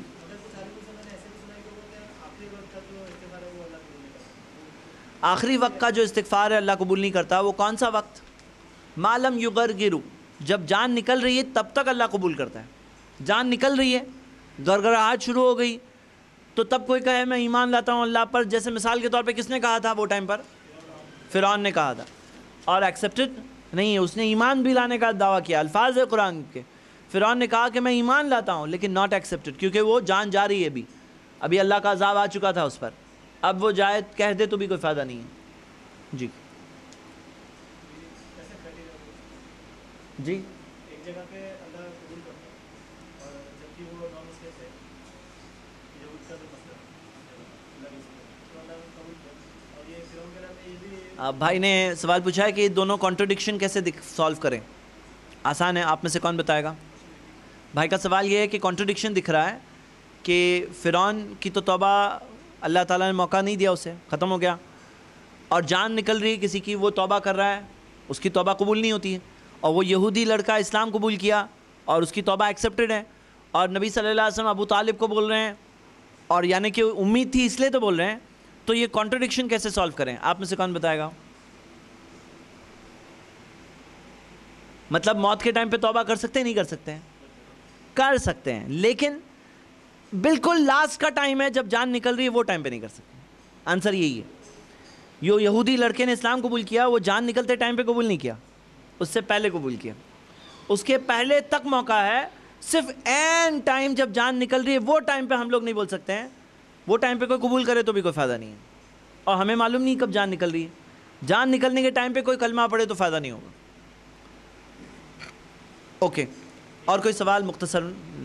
جزاک اللہ خیر. آپ یہ سب سوالات میں واضح ہو جاتا ہے معاملہ. جی ایک آدمی پورے زندگی شرک میں ڈوبا ہوا تھا، اور لاسٹ ٹائم پہ مرنے سے پہلے وہ صرف لا الہ الا اللہ پڑھتا ہے اور توبہ نہیں کرتا ہے. اس کے یہ لا الہ الا اللہ میں اس کی توبہ بھی شامل ہے، یا توبہ الگ سے کر کے لا الہ الا اللہ پڑھتا ہے؟ جی بھائی کا سوال ہے کہ کوئی پوری زندگی بھر شرک کر رہا تھا، مرتے ٹائم پر لا الہ الا اللہ پڑھا، تو کیا ہو گیا اس کا معاملہ سالو؟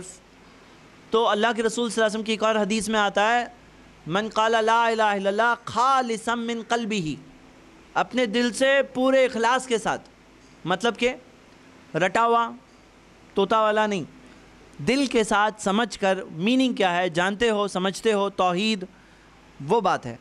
تو یہاں خالصا من قلبہ یہ جو ہے نا اس کی ڈیٹیل مل جاتی ہے. جی بھائی کا سوال میں دہرا دیتا ہوں کہ جو لا الہ الا اللہ کہا، میں نے دہرایا تھا نا آئی تھنک. ہاں جزاک اللہ خیر. اوکے، کوئی اور سوال؟ ٹھیک ہے، ہم کچھ ابھی غلط چیزیں بھی دیکھ لیتے ہیں. یہ 5واں موضوع جو میں نے بتایا تھا ہم اسے ساتھ ساتھ میں ہی لیں گے. صحیح دیکھنے کے بعد غلط بھی دیکھ لیں گے فوراً. اینڈنگ میں سب ساتھ میں غلط نہیں دیکھیں گے، ہر بار ہر سیکشن کے غلط تھوڑی تھوڑی دیر سے دیکھ لیں گے. ایک غلط چیز ہم نے دیکھا کہ قبلہ رخ جو چینج کرنا ہے، قبلہ رخ جو کرنا لوگ فکس کر دیتے ہیں. دوسرا دیکھا کہ سورہ یاسین کے بارے میں، سورہ یاسین کے بارے میں جو حدیث ہے نا ابن ماجہ میں ہے، اور شیخ البانی نے ضعیف ابن ماجہ اور ضعیف الجامع میں اس کی تحقیق بتائی ہے، اور حدیث سندن ضعیف ہے، اوتھینٹک نہیں ہے. اگلی چیز، تیسری چیز، کچھ لوگ بولتے ہیں کہ جو آدمی مر رہا ہے نا اس کے سر کے پاس قرآن رکھو، سر کے پاس قرآن رکھو. اچھا قرآن کہاں رکھا ہوا ہے یہاں پہ مسجد میں؟ ایک منٹ، ہاں ادھر ہے نا اوپر؟ نہیں صرف بتاؤ، اب کوئی جگہ پہ رکھا ہوگا. کیوں رکھے معلوم ہے؟ سہولت، فیسلٹی کے لیے. سر کے پاس قرآن رکھو مرتے ہوئے آدمی کو، یہ کیا ہے؟ دنیاوی میٹر نہیں ہے. کیا ہوتا ہے نا، ایک چیز ہے دنیاوی میٹر. کیا آپ گھر میں کہاں رکھتے ہو قرآن؟ گھر میں کہاں رکھتے ہو؟ کوئی آدمی ہے جو گھر میں ایسا رکھتا ہے کہ ایزیلی مجھے قرآن ملے میں پڑھ سکوں، کوئی ایسا ہوتا ہے ایک دم ٹاپ پہ رکھتا ہے. یہ دنیاوی میٹر ہے کہاں رکھ رہے ہو. لیکن جب مرتے ہوئے آدمی کے بارے میں جب یہ عقیدہ ہوتا ہے کہ سر کے پاس رکھیں گے تو کچھ ثواب ملے گا، سر کے پاس رکھیں گے تو مرتے ہوئے آدمی کے لیے قرآن پڑھا ہے سر کے پاس، تو کچھ ثواب ملے گا، اچھا ملے گا، اس کی جانا اچھے طریقے سے ہو جائے گا، اب یہ بدعت بن جاتی ہے۔ آپ دیکھ رہے ہیں فرق، سمجھ رہے ہیں نا؟ دیکھیے ایک نارمل کام بھی بدعت بن جائے گا اگر اس کے لیے کوئی چیز بول رہا ہے۔ جیسے مثال کے طور پر آپ لوگوں نے سنڈے کو پروگرام کیوں رکھے ہیں؟ یہ سنڈے کو کیوں رکھے ہیں؟ سہولت کے حساب سے۔ اب کوئی بولے سنڈے شام کو پروگرام کرنے میں بہت ثواب ملتا ہے، تو ہو جائے گا بدعت، ہے نا؟ تو اسی طرح قرآن کہاں پہ بھی رکھتے ہو آپ، پرابلم نہیں ہے، لیکن مرتے ہوئے آدمی کے سر کے پاس رکھیں گے تو بہت ثواب ملے گا، مرتے ہوئے آدمی کی راحت ہو جائے گی۔ آپ کو کہاں سے معلوم پڑا؟ دین کا میٹر ہے، دنیا کا میٹر ہے، یہ دین کا میٹر ہے، عبادت کا میٹر ہے۔ یہ اس کے لیے پروف چاہیے تھا، کس سے؟ نبی صلی اللہ علیہ وسلم سے، پروف نہیں ہے۔ اوکے، اگلی چیز، مرتے ہوئے آدمی کے ناخن کاٹنا۔ اور کچھ لوگ اس طرح کی بات بولتے ہیں، بیان بھی کرنا مشکل لگتا ہے، بولتے ہیں کہ جو پرائیویٹ پارٹس کے بال ہیں نا وغیرہ، وہ شیو کر دو مرتے ہوئے آدمی۔ یہ کہاں سے آیا بھئی؟ جو ہے وہ نبی صلی اللہ علیہ وسلم بتائے ہوتے۔ اب یہاں مرتے ہوئے آدمی کو اس کو لا الہ الا اللہ پڑھنے کی تلقین کرو، تو کہاں اس کے ناخن وغیرہ کاٹنے میں بزی ہو رہے ہو؟ جو کرنے کی چیز نہیں کرتے ہیں، اور جو ان نیسیسری چیزیں ہیں وہ کرنے میں ٹائم چلے آئے گا، جو کرنے کی چیز ہے وہ چلے آئے گی۔ ہاں، اگلی چیز، ایک اور چیز ہے کہ مرتے ہوئے آدمی کے بارے میں لوگ بولتے ہیں کہ جمعہ کے دن جو مرا نا، تو سمجھو کہ اس کا معاملہ آسان ہو گیا، جمعہ مرا ہے، وہ جمعہ کے دن انتقال ہوا۔ اور اس بارے میں حدیث ہے جو بیان کی جاتی ہے، ابو یعلا کی حدیث ہے کہ جو جمعہ کے دن مرتا ہے اس عذاب قبر سے بچا لیا جاتا ہے، لیکن یہ حدیث سندن ضعیف ہے۔ کیوں؟ کیونکہ اس کے اندر ایک یزید بن رخصی نام کا راوی ہے، جس کے بارے میں محدثین بتاتے ہیں کہ ریلائبل نریٹر نہیں ہے۔ اگلی چیز بھی یہ ایک اور چیز کہ لوگوں کا یہ ماننا ہے کہ فاتحہ پڑھو مرتے ہوئے آدمی پر، سورہ فاتحہ۔ اور فاتحہ ایکچولی کیا ہے نا، فاتحہ از ایکول ٹو سورہ فاتحہ پلس سورہ فلق پلس سورہ ناس پلس سورہ اخلاص از ایکول ٹو سورہ فاتحہ۔ یہ ڈیفینیشن نہیں ملتا ہے قرآن و حدیث میں۔ سورہ فاتحہ پڑھنا بھی نہیں ملتا ہے، اور جسے لوگ بولتے ہیں یہ فاتحہ پڑھو وہ بھی نہیں ملتا ہے۔ ایکچوئل بات کیا ہے نا، جو ملتا ہے آ گیا۔ اب کیا ہوتا ہے کہ سنت میں جو ہے نا، وہ لوگوں کو لگتا ہے صرف اتنا ہی، صرف لا الہ الا اللہ پڑھنے بولے، ارے بہت بھاری چیز ہے، یہی کرو، اچھا گمان اس کے اندر لانے کی کوشش کرو۔ جو جا رہا ہے نا اللہ کے بارے میں اچھا سوچتے ہوئے جائے گا تو دخل الجنہ، ہاں، اچھے سوچ کے ساتھ جائے گا۔ ایک صحابی کا انتقال ہو رہا تھا، نبی صلی اللہ علیہ وسلم نے اس سے پوچھا کس حال میں تمہارا دل کو پاتے ہو تم؟ اس نے کہا نبی صلی اللہ علیہ وسلم مجھے ڈر لگ رہا ہے اللہ کی سزا سے، اور مجھے بہت امید ہے اللہ کی رحمت سے۔ ڈر بھی لگ رہا ہے، امید بھی ہے۔ تو نبی صلی اللہ علیہ وسلم نے کہا جو شخص اپنے آپ کو اس حالت میں پاتا ہے، یہ دو چیزوں کے درمیان، اللہ تعالیٰ اسے وہ چیز دے دے گا جس کی اسے امید ہے، اور وہ چیز سے بچا لے گا جس کے اس کو ڈر ہے۔ اللہ کے عذاب کا ڈر ہے، اللہ بچا لے گا، امید اللہ کی رحمت کی، اللہ دے دے گا۔ اب نبی صلی اللہ علیہ وسلم کیا کر رہے ہیں؟ آدمی کو کوشش کر رہے ہیں اس کا مائنڈ صحیح مائنڈ کے ساتھ جائے وہ دنیا سے۔ یہ کرنے کی چیز ہے۔ جو نہیں کرنے کی چیز ہے، جیسے نعت خوانی لوگ شروع کرتے ہیں، اور ایک راہداری نام کی ایک چیز ہے جس کے اندر لوگ اناج رکھتے ہیں۔ اب یہ دیکھیے میں بتا دیتا ہوں، کوئی بولے ہمارے یہاں تو نہیں ہوتا ہے، کہیں پہ دیکھو تو سمجھ لو۔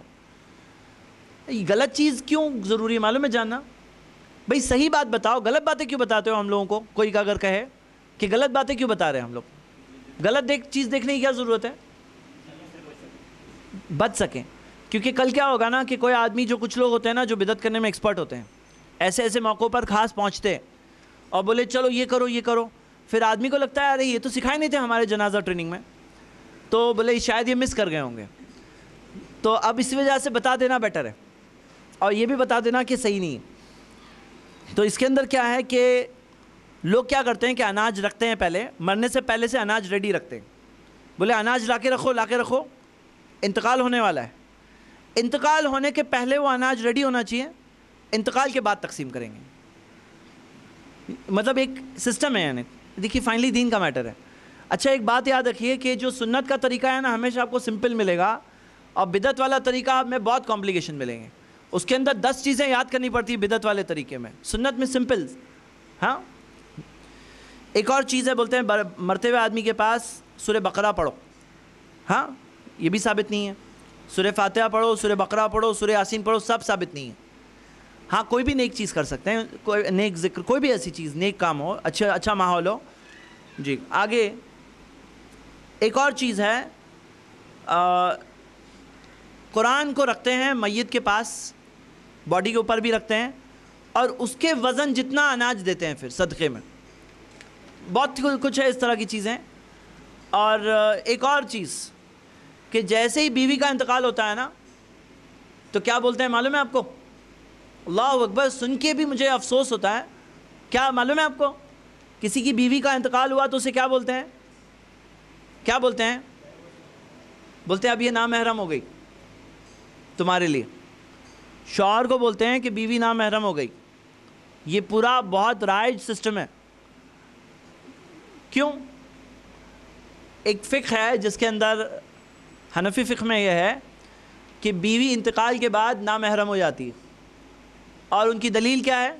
ان کی دلیل یہ ہے کہ اب وہ جو شخص جو اس کی بیوی ہے وہ اس کی بہن سے شادی کر سکتا ہے؟ کر سکتا ہے. جیتے جی نہیں کر سکتا تھا. ایک ٹائم پہ 2 بہنوں سے شادی نہیں ہوتی ہے نا. تو مطلب وہ کہتے ہیں کہ یہ نامحرم ہو گئی، اسی وجہ سے شادی کر سکتے ہیں. لیکن یہ بات ایکچولی ہو سکتا ہے کسی کے سر کے اوپر سے جائے، لیکن بات سمجھ لیتے ہیں. یہ بات غلط ہے. کیوں غلط ہے نا؟ آخرت کا معاملہ الگ ہے، دنیا کا معاملہ الگ ہے. ہو سکتا ہے کہ کسی کی ایک بیوی ہے اور اس نے اس کا انتقال ہو گیا، پھر اس کی بہن سے شادی کیا دوسری سے، بہن کا بھی پھر انتقال ہو گیا، پھر تیسری بہن سے شادی کیا، تیسری کا بھی انتقال ہوا، چوتھی بہن سے شادی کیا، چوتھی کا بھی انتقال ہوا. قیامت میں آخرت کے دن چاروں پھر ہوں گے. اب چاروں بہنیں، 2 بہن تو ایک ساتھ میں نہیں ہو سکتے ہیں بیوی. تو وہ دنیا میں تھا بھائی، آخرت کے بارے میں تھوڑی بولا گیا ہے. دنیا میں شریعت کے اندر ہم لوگوں کے لیے تھوڑی ہے کہ ہم نہیں کر سکتے ہیں.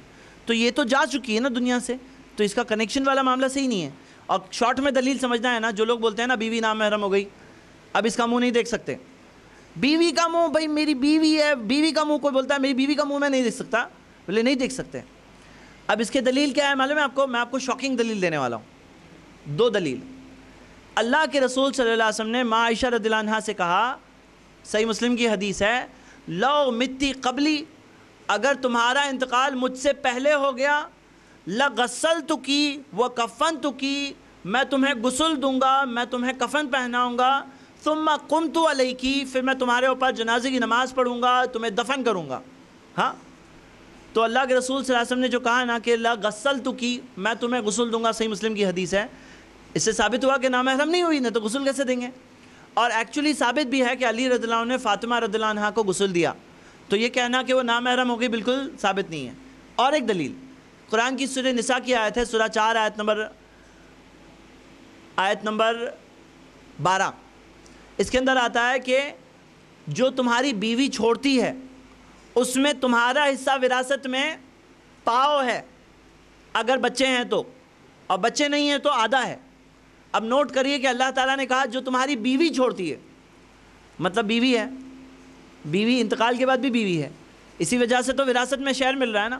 نہیں تو بیوی نہیں ہے، نامحرم ہے، نامحرم سے وراثت میں تمہیں کیسے مل رہا ہے؟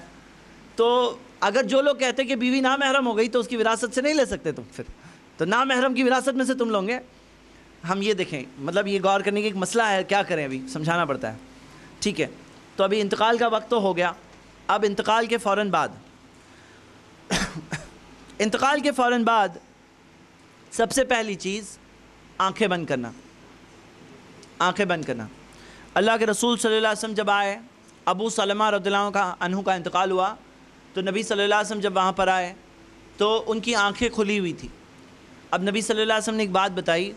نبی صلی اللہ علیہ وسلم نے کہا، ان الروح اذا قبض تبعہ البصر، جب روح قبض کی جاتی ہے اور لے کر جائی جاتی ہے تو آنکھیں اس کا پیچھا کرتی ہیں. مطلب آپ دیکھے ہوں گے کہ ایکچولی آنکھیں کھلی ہوتی ہے اور دیکھ رہی ہوتی ہے، تو تبعہ البصر، آنکھیں پیچھا کرتی ہیں، مطلب روح وہاں سے گئی. جو روح قبض کی جاتی ہے اور لے جائی جاتی ہے تو آنکھیں پیچھا کرتی ہے اور دیکھتی ہے. اب اللہ کے رسول صلی اللہ علیہ وسلم نے آنکھیں بند کی ابو سلمہ رضی اللہ عنہ کی. اس سے ہمیں دلیل ملتی ہے کہ آنکھیں بند کرنا یہ ایک عمل ہے، شرعی عمل ہے، اور ہمیں کرنا چاہیے. فرسٹ چیز یہ حدیث صحیح مسلم میں ہے. دوسری چیز کہ کوئی چادر، کوئی بھی چیز گھر میں ہے وہ لا کر کے کور کر دینا. جن کا انتقال ہو گیا ہے ان کی باڈی کو کور کر دینا، سر بھی ڈھانپ دینا، یہ ہمیں مل رہا ہے، شریعت میں ہے. یہ اللہ کے رسول صلی اللہ علیہ وسلم کے بارے میں بھی آتا ہے کہ انّا رسول اللہ صلی اللہ علیہ وسلم حین توفی سجی ببرد حبرہ، کہ نبی صلی اللہ علیہ وسلم کو چادر سے ڈھانپ دیا گیا جب اللہ کے رسول صلی اللہ علیہ وسلم کا انتقال ہوا. یہ حدیث بخاری میں ہے. تو ڈھانپ دینا, کور کر دینا, یہ بھی ایک دوسری چیز. اب جب کور کر دیے تو کوئی آ رہا ہے تو کیا وہ آ کر چہرہ کھول کر دیکھ سکتا ہے, نہیں دیکھ سکتا ہے؟ یہ ایک سوال اٹھتا ہے کہ بھئی کور کیے تو کھول سکتے ہیں پھر کہ نہیں کھول سکتے ہیں؟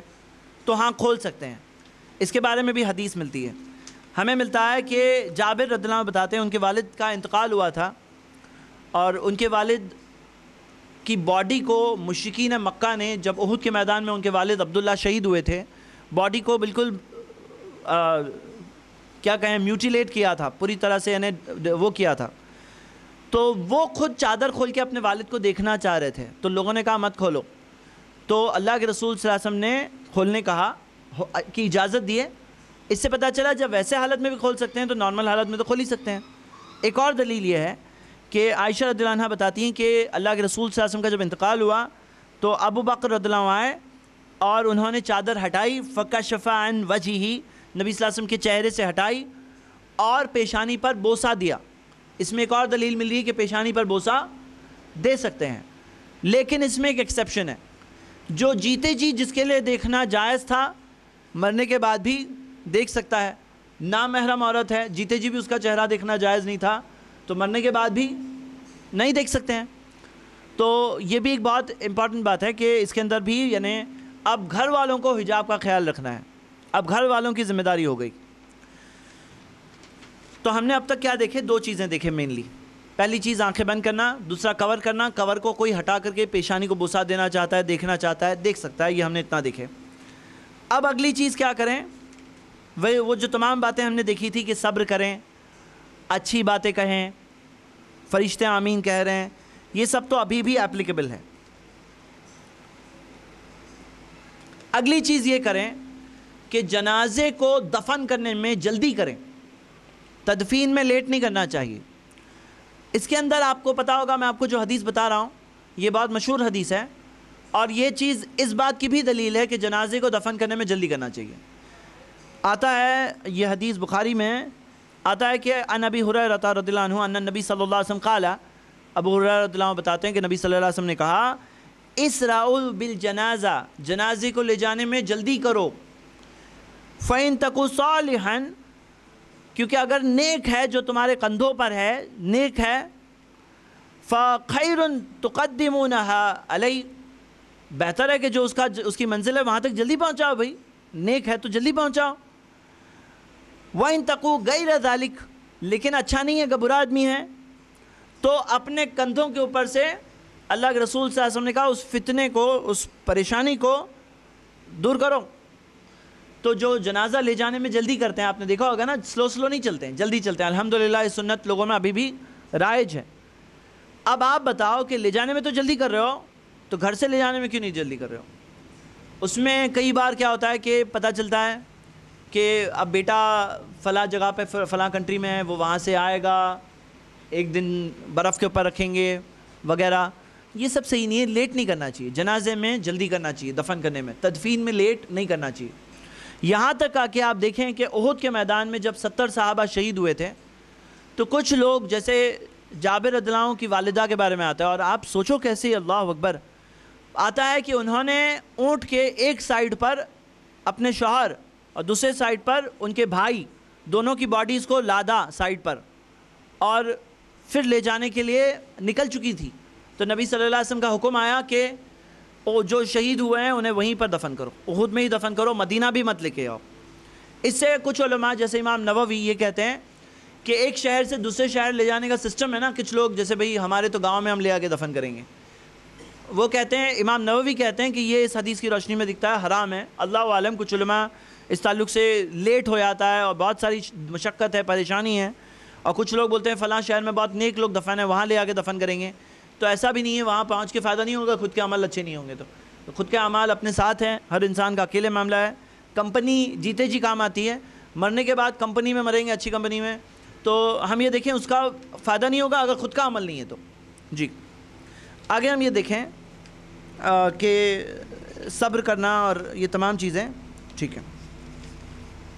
چلیے اب ہم فرسٹ سٹیج اور سیکنڈ سٹیج 2 پار کر چکے ہیں. موت سے پہلے کا سٹیج ہم دیکھ چکے ہیں, موت کے فوراً بعد کا سٹیج دیکھ چکے ہیں. اب آئیے ہم آگے بڑھتے ہیں. اب ہم دیکھیں گے پریکٹیکل طور پر کہ کسی کا انتقال ہو گیا ہے تو یہ 3 چیزیں, ایک ہے غسل, دوسری چیز ہے کفن, اور تیسری چیز ہے دفن, چوتھی چیز ہے جنازے کی نماز. تو جنازے کی نماز پھر دفن, 4 چیزیں جو ہے ہم انشاءاللہ اس کے تعلق سے ڈیٹیلز دیکھیں گے. اور شروع کرتے ہیں ہم ابھی پریکٹیکلی غسل سے. اب ظاہر سی بات ہے کہ ایک طریقہ یہ ہوتا ہے کہ میں تھیوری بتا دوں آپ کو, لیکن کیوں نہ ایسا ہو کہ کیسے کیا جائے وہ پریکٹیکل طور پر جو ایکسپیرینس ہے وہ بہت اچھا ہو سکتا ہے. اگر ہمارے بھائیوں میں سے کوئی اگر والنٹیئر کرے کہ میں یہاں تیار ہوں, اور ہمارے پاس کوئی اگر ٹیبل وغیرہ ہے, میں سمجھتا ہوں آپ نے انتظام کیا ہوا ہے جی.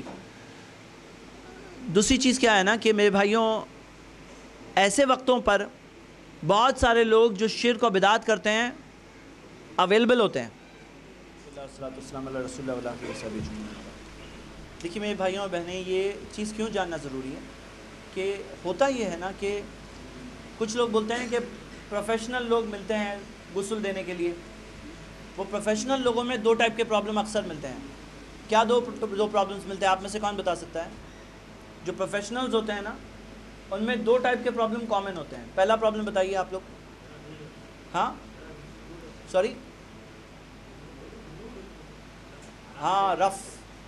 کیا ہوتا ہے نا, غسل دے دے کر ہے نا ان کے لیے کام ہو جاتا ہے. تو اب یہاں ہمیں کیا ملتا ہے کہ اولو الارحامی بعضهم اولا ببعض, اللہ تعالیٰ کا جو رشتہ دار ہوتے ہیں بعض دوسروں پر زیادہ قریب ہوتے ہیں.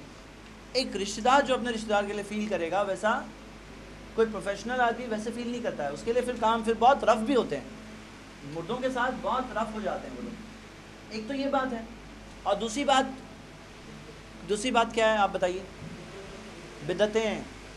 ہاں یہ تمام ہر سٹیج پہ آپ کو بہت ساری بدعتیں ملیں گی ہوتی ہے. تو ہر سٹیج پر, جیسے فرسٹ سٹیج خالی پڑھے کتنی ساری بدعتیں تھیں, ہر سٹیج پہ بہت ساری بدعتیں ہیں. اگر کوئی بغیر علم والا شخص ہوگا تو پرابلم ہو جاتا ہے. میں آپ سب بھائیوں کو بہنوں کو اس طرح سے انکریج کرنا چاہتا ہوں کہ آپ اپنے دل کے اندر مضبوطی لائیں اور علم کو جمائیں. ایزی ہے, کوئی مشکل نہیں ہے, تھوڑا سا دھیان دیں گے. ہم پریکٹیکلی ابھی دیکھ رہے ہیں, انشاءاللہ آپ خود بھی اس چیز کا حصہ بن سکتے ہیں. پہلی بار کسی نالجبل پرسن کے ساتھ کیجیے گا, بعد میں خود بھی کر سکتے ہیں انشاءاللہ. تو یہاں پر یہ ایک ایسی چیز ہے, اگر ہمارے کچھ والنٹیئرز ریڈی ہوں, اویلیبل ہوں, تو پھر کیا ہوگا کہ ایریا میں کسی کی بھی میت ہوئی تو ایسے وقت پہ ساتھ ہو جاتا ہے. ایک تو فیملی ممبرز کو کئی بار معلومات نہیں ہوتی ہیں, تو کوئی ہے جس نے ٹریننگ حاصل کیا ہے, علم حاصل کیا ہے, وہ اگر وہ صحیح بات کسی کو بتائے تو پھر کیا ہو جائے گا کہ بدعتوں سے بچ جاتے ہیں, دل کو مضبوطی ملتی ہے. اور فری میں بدعت کرنے والے لوگ جو بہت آ جاتے ہیں ان سے بچ بھی سکتا ہے آدمی. نہیں تو تھیوری اور پریکٹیکل میں فرق ہو جاتا ہے. تھیوریٹیکلی ہم بولتے ہیں بدعت نہیں کرنا, پریکٹیکلی کیا ہوتا ہے وہ عین وقت پہ جو حاضر ہے وہ رہنمائی کرے گا. تو ہم دیکھتے ہیں کہ صحیح لوگ پہنچے, صحیح بات بتائیں گے انشاءاللہ. شروع کرتے ہیں. دیکھیے جو کیا چاہیے مٹیریلز, میں آپ سب کو کچھ مٹیریلز کی لسٹ دے دیتا ہوں. پہلے سے ہی غسل سے پہلے ہی تھوڑا وقت آپ سب تو غسل سے پہلے سب مٹیریل ریڈی کر لیجیے. کیا کیا مٹیریل چاہیے؟ سب سے پہلے آئیڈیلی میں پریفر کرتا ہوں کہ 2 ٹیبل ہو. ہاں 2 ٹیبل ہو. اب جنازے کا واشنگ کا سٹینڈ آتا ہے, آپ نے دیکھا ہوگا مسجدوں میں, کئی مسجدوں میں اویلیبل ہوتا ہے کہ جس سٹینڈ میں, یہ تو ٹیبل ہے لیکن وہ سٹینڈ میں سائڈز پہ تھوڑا اٹھا ہوا ہوتا ہے اور ایک سائڈ پہ پائپ لگا ہوتا ہے.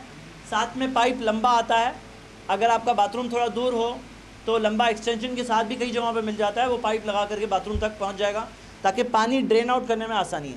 تو وہ جنازے کا سٹینڈ ایریا میں کہاں مل رہا ہے, اچھا رہتا ہے, کنوینینٹ ہوتا ہے. نہیں ہے تو کوئی بات نہیں. تو ایک تو واشنگ کا سٹینڈ ہوتا ہے, اور سیکنڈ آئیڈیلی ایک اور ٹیبل ہو تو اچھا ہے. اگر نہیں ہے تو ایک میں مینیج کریں گے. کیوں؟ جب ہم آگے دیکھیں گے نا تو آپ کو پتہ چلے گا. اگر جگہ کی کمی ہے نا تو نو پرابلم, ہر چیز ایڈجسٹ ہوتی ہے. تو پہلے تو جنازہ سٹینڈ. دوسری چیز، اب یہاں ہم جب غسل دیں گے نا تو 2 تھک چادر لینا. تھک کیوں بول رہا ہوں؟ کیونکہ جب پانی پڑے گا تو چادر ٹرانسپیرنٹ ہو سکتی ہے، اور ان کا انتقال ہو گیا ہے. ان کی پردہ پوشی کرنا، سطر کو ڈھانپے رہنا، وہ ہماری ذمہ داری بن گئی ابھی. اب گناہ ان کو نہیں ہوگا، گناہ ہم کو ہوگا. اور مسلمان کا جو سطر ہے نا، اور مردوں کے لیے کتنا ہے، ناف سے لے کے گھٹنے تک یہ کورڈ ہی رہنا چاہیے. تو اب یہاں پر ہم پر ذمہ داری ہے، تو اس وجہ سے 2 چادر اور تھک ہونی چاہیے. کلرڈ بھی لیں گے تو کوئی پرابلم نہیں، کفن نہیں ہے یہ. اوکے. تھرڈ چیز، پانی کی بکٹ، مگ یا پائپ سے کر رہے ہیں تو وہ بھی کوئی پرابلم نہیں ہے. تو واٹ ایور جو پانی کو جو ڈالنے کے لیے جو بھی جو چیز ہے، واٹر بکٹ وغیرہ، مگ وغیرہ، جو بھی چیز فیسلٹی لیتے ہیں، ضروری نہیں ہے کہ گرم پانی ہو، کرتے ہیں تو بھی کوئی پرابلم نہیں ہے.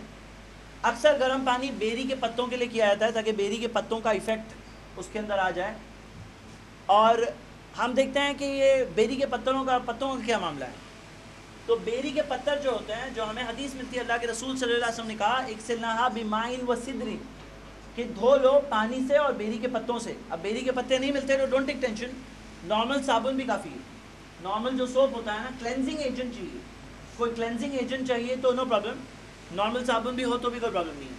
تو بیری پتے اور سوپ جو بھی چیز ملے، شیمپو بھی رکھ سکتے ہیں، کوئی پاسبل پرابلم نہیں ہے. کیمفر، کافور، کیمفر. جب کیمفر کہا جاتا ہے نا تو کچھ لوگ، جیسے ایک بار ایسا ہوا بھی کہ کہا گیا کہ کیمفر لے کر آنا، تو کوئی موت بالز جو ہوتے ہیں نا، وہ کیمفر کے بالز، وہ نہیں بول رہے ہیں ہم یہاں پہ. یہ کیمفر اگر آپ جنازے کا سیٹ ہوتا ہے نا، جو مسجدوں میں اکثر ملتا ہے، قبرستانوں میں ملتا ہے، تو وہ جنازے کے سیٹ میں آپ دیکھیے کہ ایکچوئل کیمفر کی ڈبی ہوتی ہے جس میں کرچ ٹائپ کا کیمفر ہوتا ہے. تو کیمفر چاہیے. کیوں چاہیے؟ کیونکہ اللہ کے رسول صلی اللہ علیہ وسلم نے کہا کہ وَجْعَلْنَا فِي الْآخِرِ كَافُورًا أَوْ شَيْءٍ مِنَ الْكَافُور، جو آخری بار واش کرنا تو کافور کے ساتھ واش کرنا. کیمفر.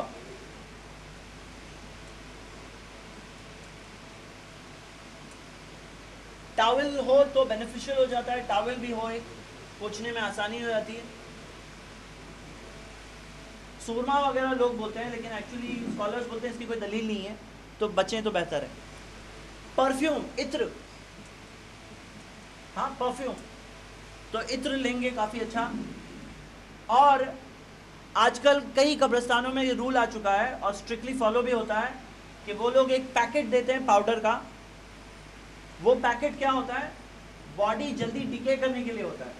کیونکہ ابھی ہم مسلمانوں کا کیا معاملہ ہے، قبرستان تھوڑے ہیں، ہر تھوڑے مہینے میں اوپن اپ ہوتا ہے. تو یہ جو کفن پہنائیں گے اس کے اندر وہ پاؤڈر ڈال کے پہنائیں گے. اس سے کیا ہوگا کہ باڈی جلدی ڈیکے ہوتی ہے، تاکہ اگلی باڈی جب آئے تو ایسا نہیں کہ کھلی باڈی ابھی تک ڈیکے نہیں ہوئی. تو وہ پاؤڈر جو آتا ہے اس کو لے لیا کریں، کہ کمپلسری ہو گیا ہے. اور کوئی چیز یاد آتی ہے میں آپ کو بولتے آتا ہوں. ہاں آف کورس، اگر آپ کو چاہیے تو گلوز، آپ نارمل گلوز بھی لے سکتے ہیں. بہت سارے لوگ وہ کپڑے کے باندھ کے گلو بھی بنا لیتے ہیں. ایکچولی تھیلی جیسی آتی ہے، اس کو باندھ دیے تو کپڑے کا گلو بھی ہو جاتا ہے. اور کاٹن وول، روئی. اچھا، جنازے کے سیٹ میں آپ کو روز واٹر ملے گا. جو سیٹ لیں گے نا اس میں روز واٹر ساتھ میں آتا ہے، وہ کسی کو دے دیجیے، اس کا کوئی کام نہیں آنے والا ہے وہ. کیونکہ کوئی بھی حدیث سے ثابت نہیں ہے کہ روز واٹر جو گلاب کا عرق ہوتا ہے وہ استعمال کیا گیا، یا فضیلت ہے اس کی، یا قبر میں ڈالو تو کچھ فائدہ ہونے والا ہے. یہ بھی بدعتوں کی لسٹ میں ہے. گلاب کا پانی آیا تو اس کو سائڈ پہ ہٹا دیجیے. اکثر کیا ہوتا ہے کہ کبھی میں پہنچتا ہوں تو گلاب کا پانی کو لا کے دیتا ہے، تو اس کو میں بولا کہ اس کو ہٹاؤ. وہ کیونکہ وہ لوگ بھی ریڈی میڈ دیتی، جو بدعت کا جنازے کا سیٹ آتا ہے اس کے اندر ویل پرووائڈیڈ فار بدعت ہے کہ بدعت کرو، تاکہ اس کے لیے سب مٹیریل آپ کو مل جائے گا بدعت کرنے کے لیے. اینی وے، اور کوئی چیز یاد آتی میں بتاتا ہوں. چلیے ہم سٹارٹ کر رہے ہیں. اب سٹارٹ کرنے میں سب سے پہلے آپ اپنے ساتھ میں 1 یا 2 والنٹیئرز رکھیے، ہاں، تاکہ باڈی کو ہینڈل کرنے میں آسانی ہوتی ہے. دیکھیے چادر بالکل ہی انسوٹیبل ہے، یہ کفن کے لیے بھی صحیح نہیں ہے اور یہ ابھی غسل کے لیے بھی صحیح نہیں ہے. کفن میں بھی ایسے پتلے کپڑے میں کفن پہناؤں گے بالکل غلط ہے. ہاں تھک کپڑا ہونا چاہیے. اوکے تو کبھی بھی کپڑے وغیرہ, کبھی کوئی شخص, بخاری کی ایک حدیث ہے جس سے آتا ہے کہ کفن کا کپڑا کو پہلے سے بھی تیار رکھ سکتا ہے, کوئی مسئلہ نہیں ہے, لیکن تھک کپڑا ہونا چاہیے. کوئی بولتا ہے کہ مجھے وہ فلاں بھاری کپڑا, اس کے اندر مجھے کفن پہنانا, اس کی جگہ پرائیورٹی ہونی چاہیے تھک کپڑا ہو جس میں سطر کی پردہ پوشی برابر ہو, خاص طور سے جب عورتیں وغیرہ کا معاملہ ہو. تو ٹھیک ہے, ابھی کپڑا کیوں پہنا رہے ہیں ہم اس کے اوپر, انہوں نے تو کپڑے پہنے ہوئے ہیں. پھر ظاہر سی بات ہے کہ ایک شخص کا انتقال ہو گیا ہے, اب وہ خود اپنے کپڑے نہیں اتار سکتے ہیں, اور ہمیں اچھا لسٹ میں سیزر, کینچی, سیزر سے, کینچی سے کپڑے کو کٹ کرنا ہوگا. اب کٹ کریں گے تو جو چیز اوپن اپ ہوگی تو ہم ان کی پردہ پوشی بھی ساتھ میں کر رہے ہیں. کینچی لیے اور کینچی لے کر لباس کو کٹ کر دیں گے. لائے ہوئے ہیں لیکن ہم پریکٹیکل ڈیمانسٹریشن نہیں کریں گے. تو کینچی سے کٹ کریے, کینچی کو ریڈی رکھیے.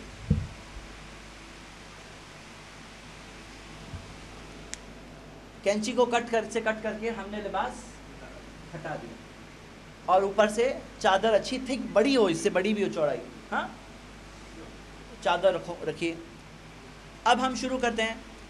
دیکھیے اس کے اندر سٹیجز جو ہے نا بہت آسان ہے. میں یہاں پہ سٹیجز لکھتا ہوں کیسے کرنا ہے, ایزی ہے. فرسٹ سٹیج تھا, ہم نے پار کر لیے, ریموو کلوتھس. ہاں یہ فرسٹ سٹیج ہو گیا پار, ریموو کلوتھس. سیکنڈ, اللہ کے رسول صلی اللہ علیہ وسلم کی حدیث ہے, نبی صلی اللہ علیہ وسلم نے کہا کہ فبدانا, اور اس سے پہلے کہ ہم یہ حدیث دیکھیں میں ایک دو باتیں امپورٹنٹ بتا دوں. دیکھیے میرے بردرس, غسل جو ہے نا یہ ایکٹ آف عبادت ہے. اللہ کے رسول صلی اللہ علیہ وسلم کا امر ہے, کمانڈ ہے, اغسلوہ, اسے غسل دو, بمائن و سدرین, غسل دو پانی سے. اور یہ تو یہ ایک فرض کفایہ ہے. فرض کفایہ کا مطلب کیا ہے, کچھ لوگوں نے کر لیے تو پوری امت سے ذمہ داری ہٹ گئی, اگر کوئی نہیں کیا تو پوری امت پہ ذمہ داری ہے باقی. اچھا کیا غیر مسلم یہ غسل دے سکتا ہے؟ کوئی غیر مسلم یہ غسل دے سکتا ہے؟ نہیں دے سکتا. کیوں نہیں دے سکتا؟ کیونکہ عبادت کا عمل ہے. اب یہ کرنے والا مسلم ہونا چاہیے, عبادت ہے یہ. اچھا یہ غسل دینے میں مقصد کیا ہے؟ مقصد کیا ہے؟ صفائی. حکمت ہوگی. کوئی کہے کہ کسی کا انتقال باتھ روم میں ہی ہوا نہاتے ہوئے, یا سوئمنگ پول میں ہوا, اب غسل دیں گے نہیں دیں گے؟ دیں گے. کیوں؟ کیونکہ یہ عبادت ہے. کبھی کسی کیس میں ایسا بھی ہوتا ہے, جیسے ہمارے سینٹر کے ایک عالم گئے تھے, وہ برن انجریز سے انتقال ہوا تھا, برن ہو کے انتقال ہوا تھا. اب باڈی کافی ڈیکیڈ, کافی برن ہو گئی نا. وہ بتا رہے کہ پانی ڈالے تو ایسا لگے گا کہ بہہ جائے گی باڈی. تو ایسی سچویشن میں کیا کریں؟ ایسی سچویشن میں جب غسل نہیں کر سکتے تو کیا کرتے ہیں؟ تیمم کرتے ہیں. یہاں پر بھی وہی ہوگا, تیمم. اگر کوئی شخص کی باڈی ملی ہی نہیں, کسی کا انتقال ہوا باڈی ملی ہی نہیں, تو غسل نہیں دیں گے, لیکن جنازے کی نماز پھر بھی پڑھیں گے. غسل کیسے دیں گے؟ باڈی نہیں ملی. اگر باڈی کا کوئی پارٹ ملا, جیسے اگر کسی کا, ہم دیکھتے ہیں کہ کوئی کیس ایسا ممرہ میں بھی ابھی جو میٹر ہوا وغیرہ, کسی کی صرف ایک ہاتھ ملا, ایک پاؤں ملا, تو وہ ایک ہاتھ یا ایک پاؤں کو غسل دیں گے. جو پارٹ ملا, صرف کچھ انگلیاں ملی, اسے غسل دیں گے, اور اس کو کفن پہنائیں گے, اسے دفن کریں گے. کیونکہ یہ عبادت کا عمل ہے, یہ عبادت ہے ہمارے لیے. ہمارا دین دیکھیے کتنا, کہ جاتے ٹائم پر بھی ہے نا, ایک غیر مسلم کی بات بھی ہے, اس نے جب دیکھا نا کہ کس طرح سے ہم لوگ کرتے ہیں, ایک شخص نے اسلام قبول کیا, ایک حال میں ایک خبر ہے, یہ صرف غسل کا میتھڈ دیکھ کر بولے کتنا اچھے سے ہو رہا ہے, کتنا کلین, اچھا لگتا ہے نا غسل کر کے, اچھے سے تیار کر کے, عطر لگا کر جا کے اچھے سے دفن کرتے ہیں. اور وہاں پہ کیا ہوتا ہے آپ تو جانتے ہی کہ جلاتے باڈی جب, تو کیا سسٹم ہے ان کے یہاں. اینی وے, تو ہم یہ دیکھیں کہ پہلی چیز تو لباس اتارنا ہم نے دیکھ لیا. میں آپ کو حدیث بتا رہا تھا کہ اللہ کے رسول صلی اللہ علیہ وسلم نے کہا ابدانا بمواد الوضوء, جو وضو کے جو اعضاء ہیں, ابدانا بمیامنھا و مواد الوضوء منھا, یہ سب کام آنا پڑا. بخاری کی ایک حدیث ہے کہ نبی صلی اللہ علیہ وسلم کی خود کی بیٹی کا انتقال ہوا تھا, اور اللہ کے رسول صلی اللہ علیہ وسلم نے جو عورتوں کو سکھایا غسل دینے کے متعلق، تو عورتوں کو جو غسل دینے سکھایا تو اس کے اندر سب گائیڈ لائنز ملتی ہے. یہ حدیث میں بخاری کی، یہ مسلم کی حدیث ہے.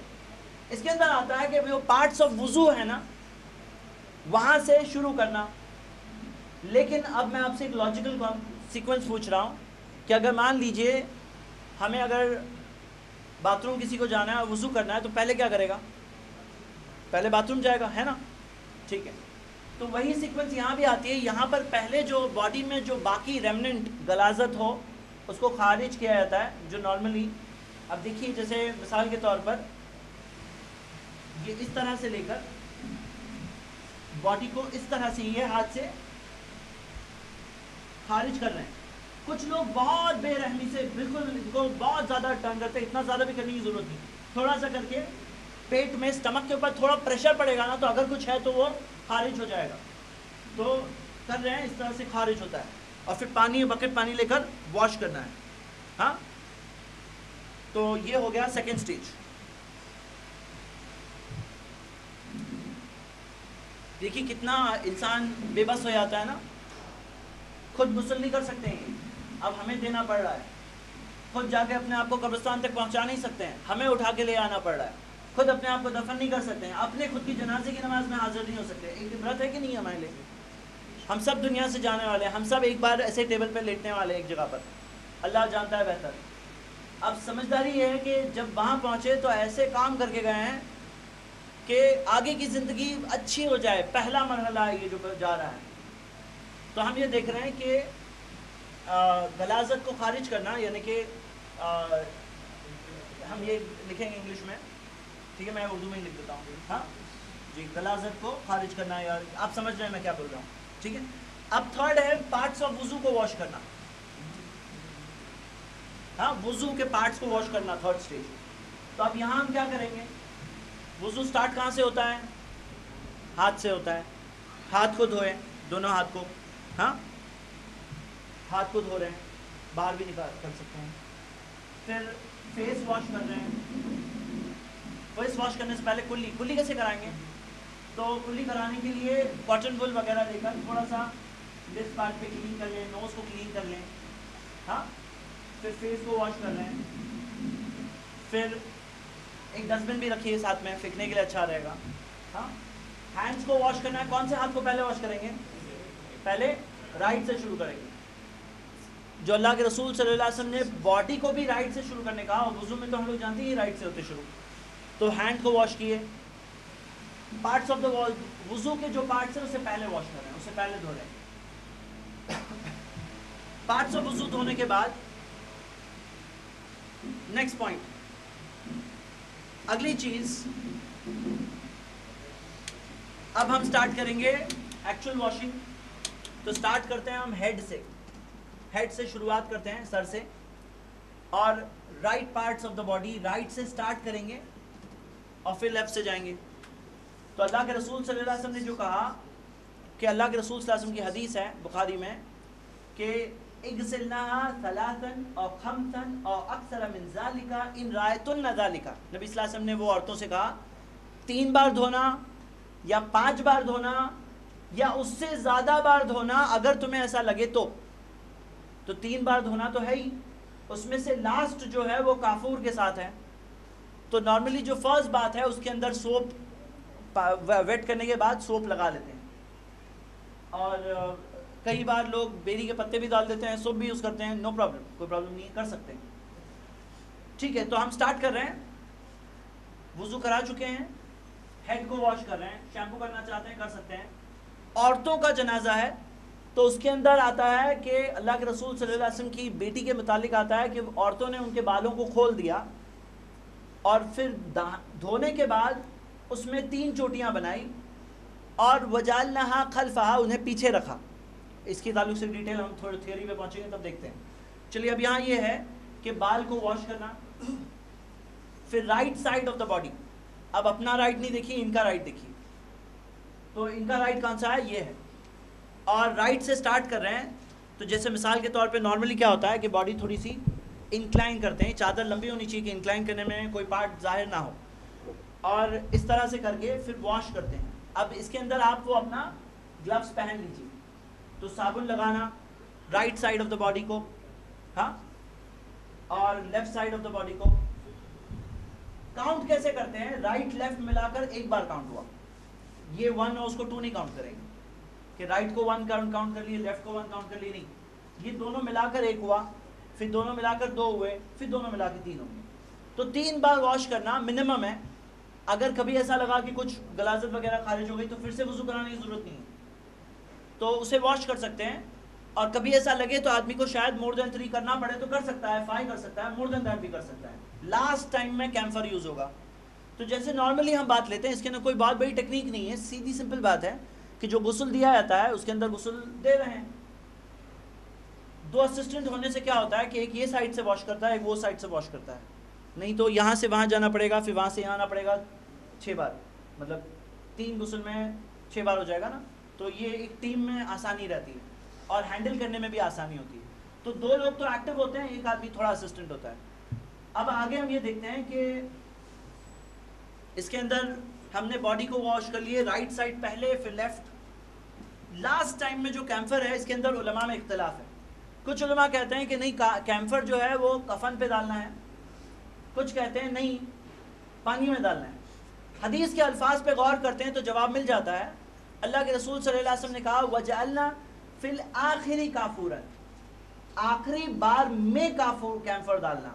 تو زیادہ اسٹرانگر اوپینین یہی ہے کہ پانی کے اندر ہی کیمفر کو ڈالنا چاہیے. وہ کیمفر کے ساتھ پانی ڈالیں گے, باڈی پہ کیمفر بھی آئے گا اور کوئی حرج نہیں اس میں. کیمفر کے ساتھ واش کرنا, اس کے اندر حکمت ہے, اللہ بہتر جانتا ہے اس کے اندر کیا کیا چیزیں ہیں. آج جا کے کتنی چیزیں اسلام کی ہے 1400 سال سے چل رہی ہے, آج سائنس کو معلوم پڑ رہا ہے اس کے اندر یہ بھلائی ہے, یہ بھلائی. کیا کیا بھلائی ہے, کیمفر ہی کیوں, اللہ بہتر جانتا ہے. مجھے یہ تو پتا ہے کہ العلیم کی طرف سے تو ضرور اس میں بہت بڑے علم کی بات ہی ہوتی ہے ہر بات میں.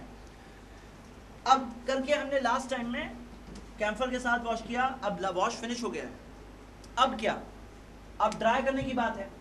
تو ڈرائی کرنے کے اندر نارملی کیسا کرتے ہیں, اب یہ چادر تو ٹوٹلی گیلی ہو گئی ہے, اسی وجہ سے سیکنڈ چادر ریڈی رکھے تھے کہ سیکنڈ چادر اوپر سے آئے گی اور پہلی چادر کو نیچے سے نکال دیں گے. ہاں, سیکنڈ چادر کو اوپر ڈال دیے, پہلی کو نیچے سے نکال دیے. اب ٹاول کو ڈال کر باڈی کو وائپ کر رہے ہیں ہم, وائپ کر لیے. اب نیکسٹ کیا, اب نیکسٹ یہ ہے عطر, پرفیوم. اللہ کے رسول صلی اللہ علیہ وسلم نے کہا اذا اجمرتم المیت فاجمرہ ثلاثا, جب میت کو پرفیوم لگاؤ تو 3 بار لگاؤ. تو 3 بار وہ جو دھوئی کرتے ہیں, جیسے جو آپ دیکھتے ہو عرب لینڈز میں جو پرفیوم کی سٹک ہوتی ہے, وہ بھی کر سکتے ہیں اگر کسی کے پاس ہو تو. نہیں ہو تو آپ نارمل جو ہے پرفیوم بھی لگا سکتے ہیں, عطر لگا سکتے ہیں, جو الحمدللہ اس میں کوئی نہیں ہے.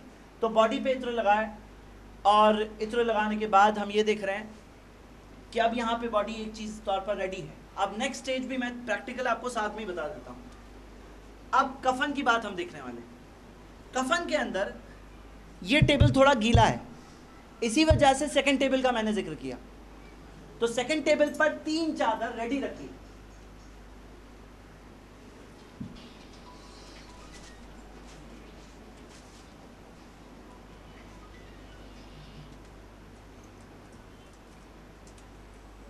تین چادر کیسے, ایک کے اوپر ایک, سمپل, 1 2 3. یہ میں نے بتانے کے لیے ایسا بنایا, ایک کے اوپر ایک رہے گی تینوں چادر. دوسرے ٹیبل پہ لگ کے ریڈی پڑی, اور اس کے اوپر کیا ڈال رہے ہیں, پہلے تو عطر, پرفیوم, ہاں, اور دوسری چیز پاؤڈر تھا نا, وہ پاؤڈر پہلے سے ڈال کے ریڈی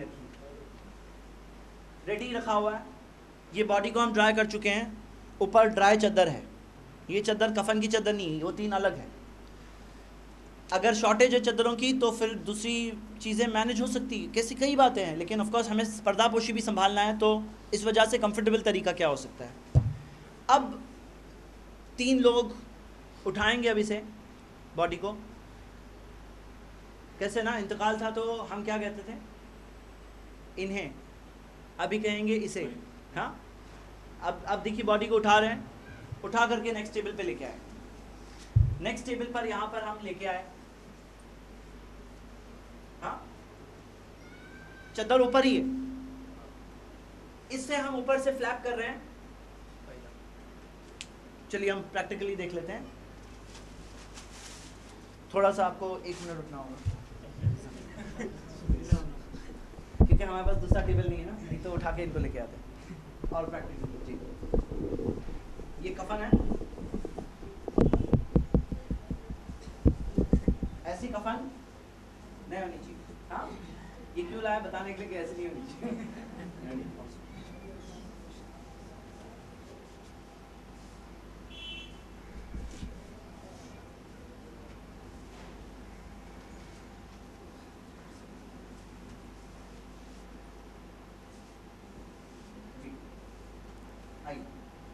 ایک اور چادر ہے, ان کے اوپر ایک اور چادر ہے, ہاں ان کے اوپر ایک اور چادر ہے وہ جو دکھ نہیں رہی ابھی, وہ ہے کہاں سے آئی, ڈالے تھے نا اوپر, ہاں سوکھی ہوئی ہے نا. ہاں اب یہاں پر یہ وتھ جو ہے نا یہ بھی کم ہو گئی ہے. کبھی ایسا نہیں ہو پنا جو ہوتا ہے نا وہ بڑا ہونا چاہیے. ہاں جی, تو ابھی ڈبل چاہیے تو اسٹچ کر کے ریڈی کریے. ہاں وہ اسٹچنگ الاؤڈ ہے, جوائنٹ کی اسٹچ الاؤڈ ہے. اوکے ٹھیک ہے, تو اب یہاں کیا کریں گے, یہ فرسٹ کو ہم ڈال رہے ہیں. آپ ایسا امیجن کریے کہ پورا آ رہا ہے. ہاں اور اوپر جو چادر تھی نا یہ پورا آ گیا. نارملی کیسا ہوتا ہے کہ لوگ یہ پریفر کرتے ہیں کہ جو لیفٹ سائڈ کا تھوڑا سا لمبا رکھو, تھوڑا سا, تو تھوڑا سا اس طرف آئے. کیوں, اس میں جب گانٹھ مارتے ہیں تو رائٹ سائڈ پہ باڈی آنے والی ہے جی, تو جو گانٹھ ہے نا تھوڑا لیفٹ سائڈ پہ لینا ہے, جو باندھیں گے وہ لیفٹ سائڈ پہ لینا ہے. کیوں, ایک ریزن ہے میں بتانے والا ہوں. ٹھیک ہے, تو یہ ہم نے اوپر سے ڈالے, first second, first right left, پہلے رائٹ پھر لیفٹ پھر رائٹ پھر لیفٹ. ہاں اور یہ چادر کو ہم نے اندر سے نکال لیے, اوپر جو چادر تھی اسے نکال لیے. اب اس کی یا تو آپ کاٹ کے پہلے سے ریڈی رکھیے اس کی وہ پٹی, اسی کے کارنر سے بن سکتی ہے. ہاں کٹ کر کے باندھنے میں وہ باندھنے کے لیے آسانی ہے اس میں جی. یا تو پہلے سے ریڈی رکھیے, تھوڑا زیادہ لمبی ہو گئی, ہاں لمبی ہو گئی جی.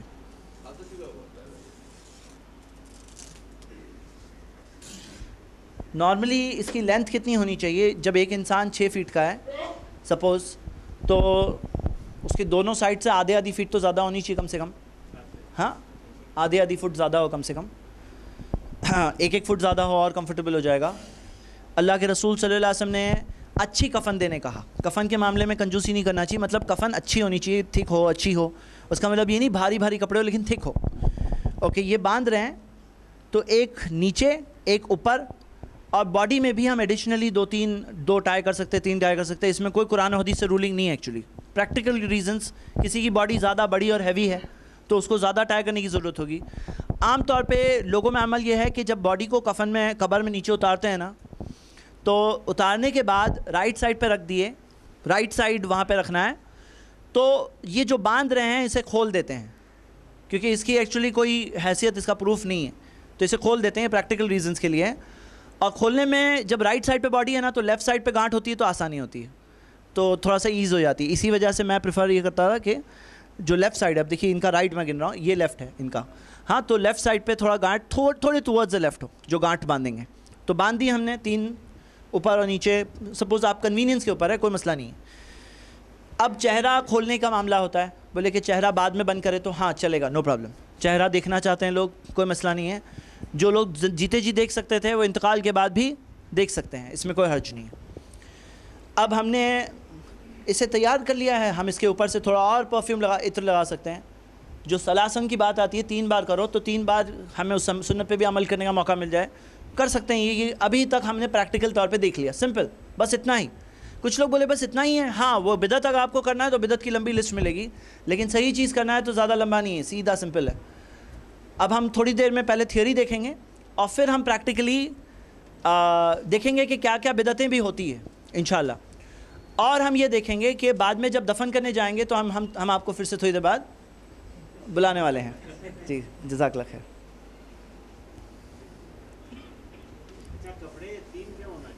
ہاں 3 کا میں بتاتا ہوں، یہ اس کے تعلق سے بھی حدیث آ رہی ہے. جی رہنے دیجیے، اسے کوئی مسئلہ نہیں.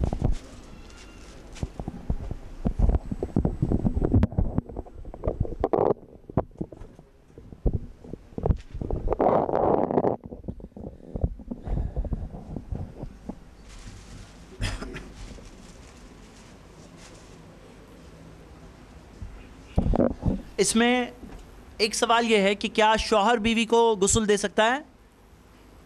کیا شوہر بیوی کو غسل دے سکتا ہے؟ ہاں حدیث آ چکی ہے، اور آپ کو اس کے تعلق سے عمل بھی ملے گا صحابہ میں، اور نبی صلی اللہ علیہ وسلم نے خود کہا تھا. اور ایکچولی دوسری عورتیں بھی ایک عورت کی باڈی کو ٹوٹلی نہیں دیکھ سکتی، لیکن شوہر کے لیے جائز تھا جیتے جی. تو شوہر تو ایک ایزی معاملہ ہے، وہ خود غسل دے سکتا ہے، اس میں کوئی حرج نہیں ہے. سیکنڈ چیز اس بارے میں کہ کیا بیوی شوہر کو غسل دے سکتی ہے؟ اس بارے میں فیکٹ یہ ہے کہ اللہ کے رسول صلی اللہ علیہ وسلم کا جب انتقال ہوا تو غسل کے متعلق تھوڑا کنٹروورسی بھی ہوئی تھی. آپ لوگوں آواز تو آ رہی ہے نا؟ جی. تو ماں عائشہ رضی اللہ عنہ کا قول ہے، کانت عائشہ تقول، عائشہ رضی اللہ عنہ کہا کرتی تھی، کیا کہا کرتی تھی؟ لو استقبلت من الامر ما استدبرت ما غسلہ الا نساءہ، اگر ہمیں پہلے سے معلوم ہوتا کہ ایسا ہونے والا ہے تو نبی صلی اللہ علیہ وسلم کو ان کی بیویاں ہی غسل دیے ہوتے. اللہ کے رسول صلی اللہ علیہ وسلم کو ان کی بیویاں ہی غسل دیے ہوتے. یہ حدیث ابو داؤد میں، مسند احمد میں، یعنی کہ جائز ہے. اسماء بنت انیس رضی اللہ عنہ، انہوں نے ابو بکر رضی اللہ اپنے شوہر ابو بکر رضی اللہ عنہ کو غسل دیا، یہ ہمیں بات ملتی ہے. اور اللہ کے رسول صلی اللہ علیہ وسلم کی ازواج مطہرہ ان کا یہ قول بھی ہے، اس سے پتہ چلا بیوی بھی غسل دے سکتی ہے. اس بارے میں تو ایکچولی علماء میں اختلاف بھی نہیں ہے، اجماع ہے اس بارے میں. اجماع اختلاف ہے تو شوہر بیوی کو دے سکتا ہے نہیں دے سکتا ہے اس بارے میں. غسل میں کتنی بار دینا ہے، 3 یا 5 یا اس سے زیادہ، اس کی حدیث میں آپ کو بتا چکا ہوں، یہ سب صحیح مسلم کی حدیثیں ہیں اور بخاری میں بھی ہے. اب بال کا معاملہ، تو بال کا معاملہ اللہ کے رسول صلی اللہ علیہ وسلم کی بیٹی کا جب انتقال ہوا تھا تو جو عورتیں غسل دے رہی تھی تو ان میں عطیہ رضی اللہ عنہ بھی تھیں. وہ بتاتی ہیں انہن جعلنا راس بنت رسول اللہ صلی اللہ علیہ وسلم 3 قرون، کہ انہوں نے، وہ عورتوں نے 3 چوٹیاں بنائی. 3 چوٹیاں، چوٹی بنانے میں عورتیں تو ہوتی ہیں ایکسپرٹ، ان کو تو معلوم ہی ہے چوٹیاں کیسے بناتی ہیں. تو 3 چوٹیاں بنائی، یہ ہمیں سنت ملتا ہے. اور نقدنہ ثم غسلنہ ثم جعلنہ 3 قرون، انہوں نے، وہ بتاتی ہیں کہ انہوں نے بالوں کو کھولا اور دھویا، اور دھونے کے بعد 3 چوٹی بنائی. 3 چوٹی بنانے کے بعد اب یہ حدیث سنیے، یہ بخاری کی حدیث نمبر 1184 ہے. اس بارے میں اختلاف ہے، کیا معاملہ ہے میں آپ کو بتا رہا ہوں. کچھ لوگ بولتے ہیں چوٹی بنانے کے بعد آگے رکھنا چاہیے، جیسے حنفی فقہ میں ہے کہ سینے پہ رکھنا چاہیے وہ چوٹیوں کو. لیکن ایکچول بات یہ ہے کہ قرآن و حدیث کی روشنی میں اگر دیکھتے ہیں، اور جو امام ابو حنیفہ کا بھی مسلک یہی تھا، وہ بھی بتاتے تھے کہ قرآن و حدیث میں جو ملے وہی کرنا. تو اس میں آتا ہے کہ فَدَفَرْنَا شَعْرَهَا 3 قرون، وہ عورتیں بتاتی ہیں کہ ہم نے 3 چوٹیاں بنائی، وَأَلْقَيْنَاهَا خَلْفَهَا، اور چوٹیوں کو پیچھے ڈالا. تو پیچھے ڈالنا یہ ایکچول بات ثابت ہے. آگے ہم یہ دیکھتے ہیں کہ کفن کے اندر کتنی چادریں ہونی چاہیے. ایک بھائی نے پوچھا نا 3 کا کیا معاملہ ہے. یہ معاملہ یہ ہے کہ اللہ کے رسول صلی اللہ علیہ وسلم کے بارے میں آتا ہے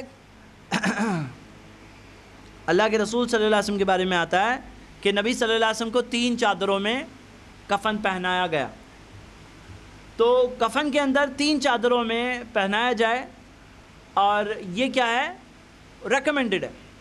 لیکن ہمیں ایسی بھی بات ملتی ہے، بخاری کی حدیث ہے، مصعب بن عمیر رضی اللہ عنہ کے بارے میں، کانا، ان کے بارے میں آتا ہے فلم یوجد لہو ما یکفن به فیہ الا بردہ، انہیں کفن پہنانے کے لیے صرف ایک ہی چادر ملی. مصعب بن عمیر کے لیے اونلی 1 چادر. تو ایک چادر سے بھی کفن پہنایا جا سکتا ہے جیسے کہ ہمیں مل رہا ہے. اچھا، اس میں بہت کنٹروورشل ایشو یہ ہے کہ عورتوں کے لیے کیا 5 ہے یا 7 ہے.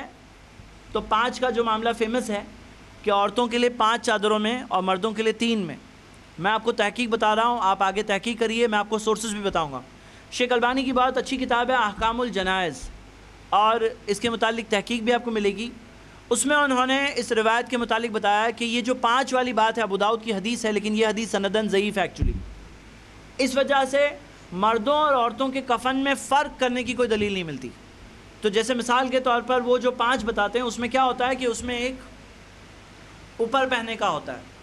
جو اوپر پہننے کا لباس ہے وہ کیسا ہوتا ہے کہ اس میں ایک ہول کٹا ہوا ہوتا ہے بیچ میں ہول کٹا ہوا ہوتا ہے. اسے جب ٹیبل پہ رکھتے ہیں نا